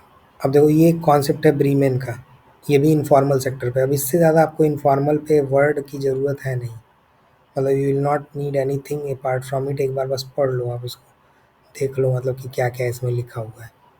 मैं अभी इसको भी डिस्कस कर दे रहा हूँ। जैसे ये बोलता है फॉर्मल इनफॉर्मल कॉन्टिन्यूम की, तो कोई नया बात नहीं कर रहा है भाई। We have read lot of schools, मैंने आपको बताया। दूसरा structuralist school is also talking the same, कि फॉर्मल इनफॉर्मल दोनों एक तरह का वो है। ठीक है, कंटिन्यू करता है एक साथ, तो उस तरह की बात करता है। ये जून वगैरह भी इस पे आते हैं, तो इसका भी ये है। तो इसका एक्चुअली ये वाला जो ब्रीमेन का ये वर्क है, ये जो क्वेश्चन है, ये पेपर 2 से रिलेटेड ज़्यादा है, मतलब पेपर 2 में जब आप लिखोगे वहाँ भी तो यही है ना, इनफॉर्मल ऑर्गेनाइजेशन एक चैप्टर है आपके यहाँ।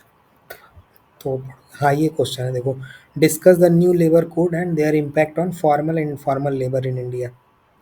ठीक है, अब सोचो व्हाट इज़ द थिंग, मतलब अब इस पे सोच के आप बताओ, जो भी आपने अभी तक पढ़ा कम से कम 2 पॉइंट ठीक ठाक बताओ इस पे कि आप क्या लिखोगे। लेबर कोड सबको पता है, राइट? अब जैसे इसी तरह का क्वेश्चन आएगा, मोस्टली क्वेश्चन ऐसा ही रहता है, ये 2020 का क्वेश्चन है, जब उस टाइम लिख रहा था तो ये आया था, तो अब 2020 में आया, अब लेबर कोड तो आप पढ़ के बैठे नहीं हो, मतलब पूरा लेबर कोड तो नहीं लिखना है, तो ऑब्वियस है। सो ये बोल रहा है कि new labour code you have to discuss and you have to discuss what you have to discuss. एक बार आपको न्यू लेबर कोड बताने हैं, you have to discuss their impact on the formal informal labour.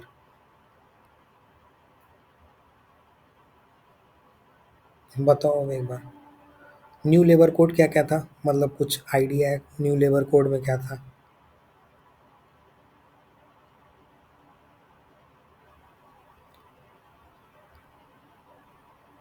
है idea है? मैं बताऊँ एक आध बात, उस पर आप लोग अप्लाई करोगे फिर बताऊँ। आइडिया है आशीष आपको, या हर्षित, या अनु आपको, या Mandeep? New labour code what No, does sir. It consist? Ashish आपको? Sir, it is about, sir, it must be about, sir, new rules and regulation for the laborers. नहीं, इसमें क्या था कि पहले जो मतलब बहुत सारे कोड चलते थे ना लेबर से related, various laws were there, so they have clubbed all those laws and they have codified those laws in 4 new labour codes. ठीक है, कि भाई अलग अलग लॉ क्यों ही करना है, उसको एक बार क्लब कर देते हैं। सो दे हैव मतलब उन्होंने क्या किया, एक कोड ऑन वेजेस बनाया। ठीक है, उसमें बहुत सारे वो लिख दिए, इंडस्ट्रियल रिलेशन का, इंडस्ट्रियल रिलेशन से जितने रिलेटेड लॉज थे उसको इंडस्ट्रियल रिलेशन कोड में लिख दिया। अब भाई कोई फैक्ट्री चल रही है तो उसके रिलेटेड क्या होगा, ऑक्यूपेशनल सेफ्टी भी होगी उसकी। जैसे भी देखते हो भाई कोचिंग में वो चाहिए आपको, क्या बोलते हैं, ऑक्सीजन का वो चाहिए, ये चाहिए। So these are the occupational safety and health relation various act were there, उसको इन लोगों ने एक कोड बना दिया, occupational safety and health code. ठीक है, सिमिलरली सोशल सिक्योरिटी से रिलेटेड ईपीएफओ के बहुत सारे लॉ थे और ये सब, तो उसको क्या किया इन्होंने, सोशल सिक्योरिटी कोड बना दिया। So these 4 codes has enacted by clubbing all those. ठीक है, लगभग 40 लॉज थे, उन 40 लॉज को कंसोलिडेट करके they have consolidated those laws in this. ठीक है, and why they have done that, कि भाई कंप्लायंसेस जो हैं वो ईजी किए जा सकें, जो भी मतलब इसमें कि भाई वर्कर वेलफेयर हो और ये सब हो, इस तरह की बातें थी। अब उस टाइम क्वेश्चन आया तो जनरली जैसे अब करंट में चल रहा है तो आपको पता है कि भाई लेबर से रिलेटेड है, तो 2-4 बातें आपको पता होंगी। सो व्हाट दे हैव, मतलब इसमें एक लाइन क्या थी, there is a how they are, मतलब फॉर्मल लेबर में इसका इम्पैक्ट क्या था, फॉर्मल लेबर में there is a provision for universal minimum wage. ठीक है, यूनिवर्सल मिनिमम वेज का एक प्रोविज़न था। तो अब जब भी क्वेश्चन आएगा, जैसे एक क्वेश्चन आया था उस पे 2020 में जो अपनी पॉलिसी आई थी ना एजुकेशन वाली, एजुकेशन पॉलिसी पे क्वेश्चन पेपर 2 में आया था। तो आपको जब भी कोई इस तरह के पॉलिसी पे क्वेश्चन आए, यू शुड हैव 2 और 3 या 4 बात आपको उस पे पता होनी चाहिए, बस 4-5 बात पता हो which is concrete to that policy. ठीक है, अगर जैसे मान लो कि मान लो फैमिली प्लानिंग पे कुछ बन रहा हो, तो वो जो फैमिली प्लानिंग वाली डिबेट उस टाइम चल रही थी, या अभी जब करंट में कुछ भी इस तरह का डिबेट आप जनरली पढ़ते हो जो अपने जीएस में, you should have the knowledge. आप जब इसको पढ़े होगे, लेबर कोड उस टाइम लोगों को पता रहता था, अब तो थोड़ा सा क्लीशे हो गया, ये पुराना हो गया, लेकिन उस टाइम जब मैं पढ़ रहा था तो लेबर कोड में बहुत सारे आर्टिकल आ रहे हैं, सब कुछ आ रहा है, तो 4-5 बातें पता ही थी। तो 5-6 बातें अगर पता है then you can write it better. अब जैसे मैं आपको एक बात आपको मैंने बताई कि there are provisions for universal minimum veg.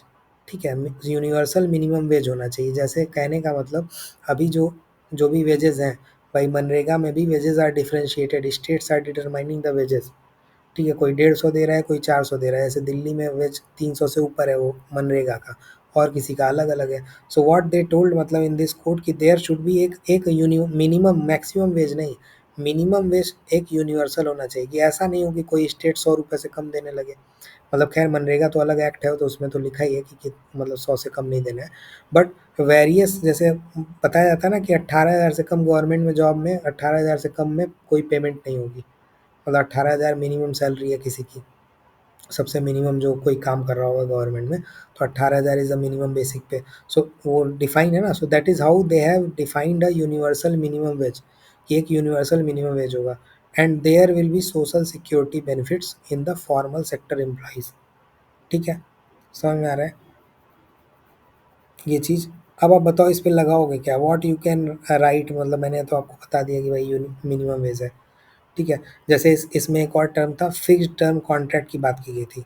Fixed term contract होगा। फिक्स्ड टर्म कॉन्ट्रैक्ट का मतलब कि ऐसा नहीं होगा कि आज मान लो फिक्स्ड टर्म कॉन्ट्रैक्ट, आप सोचो कि भाई प्रीकैरियस एम्प्लॉयमेंट जो मैंने आपको बताया, precariat class of worker, there are workers who are in the informal sector, but the formal sector is doing contracts with them, so there would be some fixed term contracts, and the compliances will be simple for the employers। तो fixed term contract का मतलब कि वो term fix रहे, so that वो जो प्रिकारी जो gig economy वाला या कोई इनफॉर्मल वर्क वाला जो उनसे जुड़ रहा है, उस कॉन्ट्रैक्ट में उसका कोई वो ना हो। आप समझ रहे हो? ठीक है,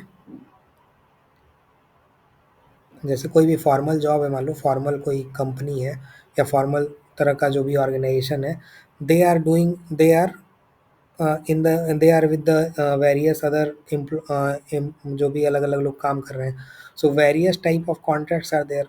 उस कॉन्ट्रैक्ट को मतलब इन्होंने क्या किया, उस कॉन्ट्रैक्ट को इन्होंने एक फिक्स टर्म कॉन्ट्रैक्ट की बात की कि भाई जो कॉन्ट्रैक्ट होगा that will be in a fix term, terms जो होंगे उसके बहुत सिंपलर होंगे, so that risk for rise of the precarious employment वो ना हो, जो प्रीकैरियस क्लास मैंने आपको बताया वो रिस्क ज़्यादा ना बढ़े।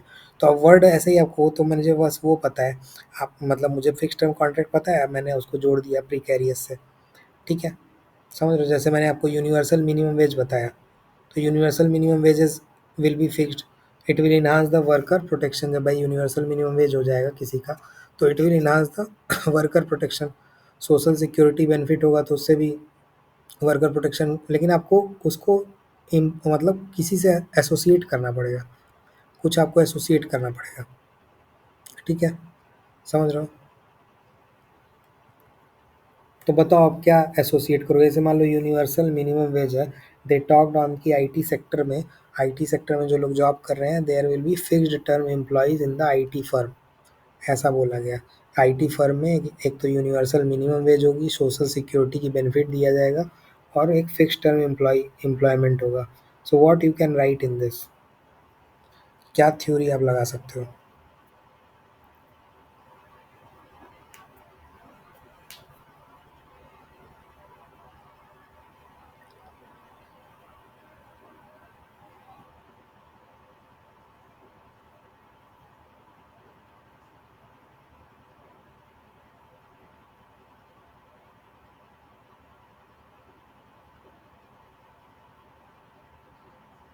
बताओ। जब भी फिक्स टर्म एम्प्लॉयमेंट आएगा हमेशा फोर्डिज्म लगता है। ठीक है, labour commitment Fordism, because with the Fordism क्या होता है, फोर्डिज्म का मतलब it is focusing on the productivity.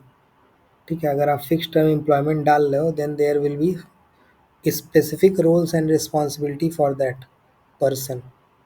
ठीक है, तो हमेशा वो किसके प्रिंसिपल से जाएगा, वो फोर्डिज्म से जाएगा। ठीक है, Yes, sir. Assembly line production, sir. हाँ,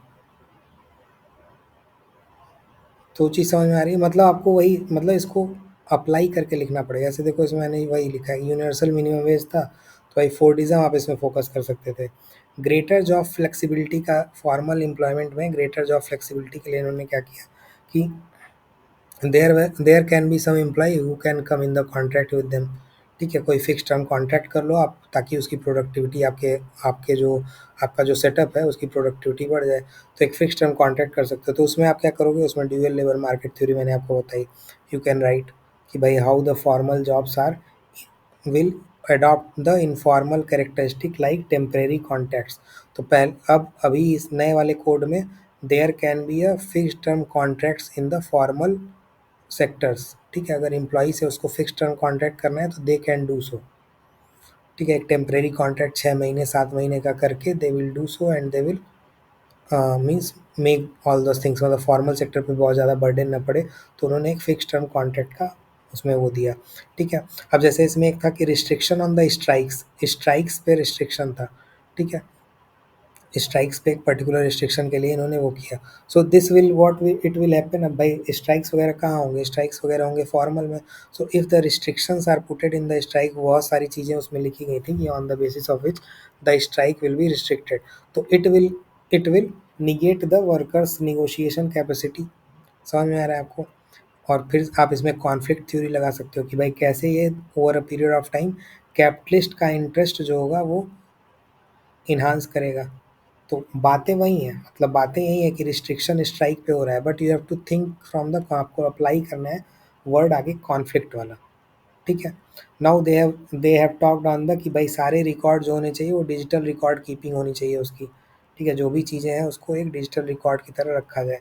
Y? Because ease of doing business होगा। ठीक है, ईज ऑफ डूइंग बिजनेस होगा। तो स्मॉल इंटरप्राइज जो होंगे दे विल, अब उसमें आप जब इशू लिखना चाहो तो भाई जो स्मॉल है, इनफॉर्मल वो है, ठीक है, they will struggle with the technology adoption. ठीक है। तो फिर से वो क्या होगा, फिर जब मैं आपको वो बताया था कि भाई इनफॉर्मलाइजेशन क्यों बढ़ता है, जब मैंने आपको बताया तीसरा वाला, ठीक है, स्ट्रक्चर के बाद जो वॉलंटरिस्ट और एक और था, तो how the informalisation is increasing, तो वो चीज़ आप उसमें लिखो। So this is how you have to assess. में मैटरनिटी बेनिफिट की बात किया था, तो इसमें आप सिल्विया वाल्वी का लगाओ।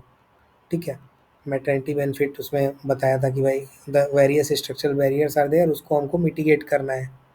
तो इसमें बहुत सारे कोड्स थे। अब इस कोड्स के रिलेटेड जैसे सोशल सिक्योरिटी, इंडस्ट्रियल रिलेशन, उस कोड्स में जो जो एक एक दो दो पॉइंट आपको समझ में आए, उस पॉइंट से related you have to relate the things with the concept whatever you have read in the chapter. यही आपको करना होता है। ठीक है। जैसे इसमें क्या हुआ भाई, इनफॉर्मल लेबर पे इम्पैक्ट क्या पड़ा, इन लोगों ने सोशल सिक्योरिटी को एक्सटेंड करने की बात की गिग एंड प्लेटफॉर्म वर्कर्स को, कि जो फूड डिलीवरी एजेंट्स हैं उनको भी सोशल सिक्योरिटी दी जाएगी। This means they are formalising the informal sector. ठीक है, तो यहाँ पे फॉर्मल इनफॉर्मल कॉन्टिन्यूटी का अभी मैंने आपको बताया नहीं, but you can use this formalising कि भाई इनफॉर्मल सेक्टर को फॉर्मलाइज किया जा रहा है। ठीक है। इन लोगों ने ये भी बोला कि various informal sector like construction labours हैं, स्ट्रीट वेंडर्स हैं, they are they do not have awareness of the access. भाई बेनिफिट उनको पता नहीं होता है, तो बेनिफिट उनको बताने के लिए आप ये लगा लो कि भाई सिगमेंटेड एसिमिलेशन। अगर वो एसिमिलेट नहीं है, they will be always in the downward mobility. मैंने आपको बताया they will be always in the downward mobility because they do not have access to the various information, various benefits. ठीक है भाई, गवर्नमेंट वो चला रही है। अगर स्ट्रीट वेंडर के लिए 10,000 रुपये का, आपको पता है ना, 10,000 रुपये का वो मिलता है, 10,000 50,000 का कुछ लोन मिलता है स्ट्रीट वेंडर्स को ईजिली विदाउट कोलेट्रल। अब जब अवेयरनेस ही नहीं है तो कैसे भाई उनकी मोबिलिटी है? सिगमेंटेड एसिमिलेशन क्या बोलते हैं कि अगर वो नहीं है, कल्चरल कैपिटल है, इस तरह का नहीं है, मतलब if you do not have the education, awareness, skills कुछ नहीं है, तो आपका अपवर्ड मोबिलिटी नहीं होगा इन दैट पर्टिकुलर उसमें जो भी आप काम कर रहे होगे। ठीक है, तो आप इसमें सोचो फिर उससे कि how you can write it. समझ में आ रहा है ये चीज़? कोई दिक्कत नहीं है। ऐसे इसमें देखो सेफ्टी स्टैंडर्ड्स की बात की गई थी इसके लिए, माइनिंग और डोमेस्टिक वर्क में, कि भाई सेफ्टी स्टैंडर्ड्स होने चाहिए। ठीक है, समझ में आ रहा है? So these things you have to write. इसमें मैंने लिखा है, एक बार आप पढ़ लेना इसको, ये सब पूरा अप्लाइड है, but you have to think, तभी लिख पाओगे आप। नहीं तो ये क्वेश्चन आएगा 20-20 नंबर का आता है ये। अब 20 नंबर के क्वेश्चन में फिर क्या ही लिखोगे। ठीक है, समझ में आया इतना अभी तक कुछ?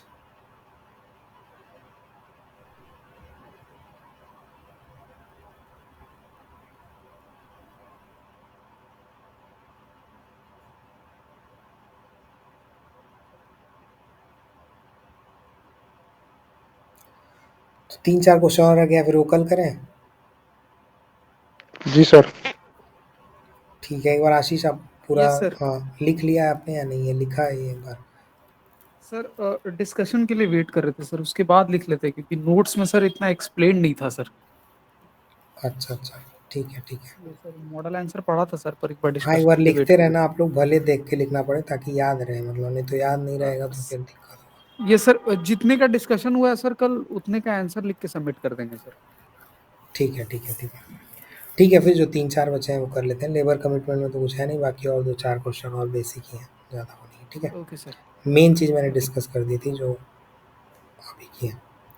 ठीक है, फिर कल करते हैं, भेजता हूँ मैं okay sir. Link. Thank you sir. Thank you, sir. Thank you okay sir. Bye. Good night sir.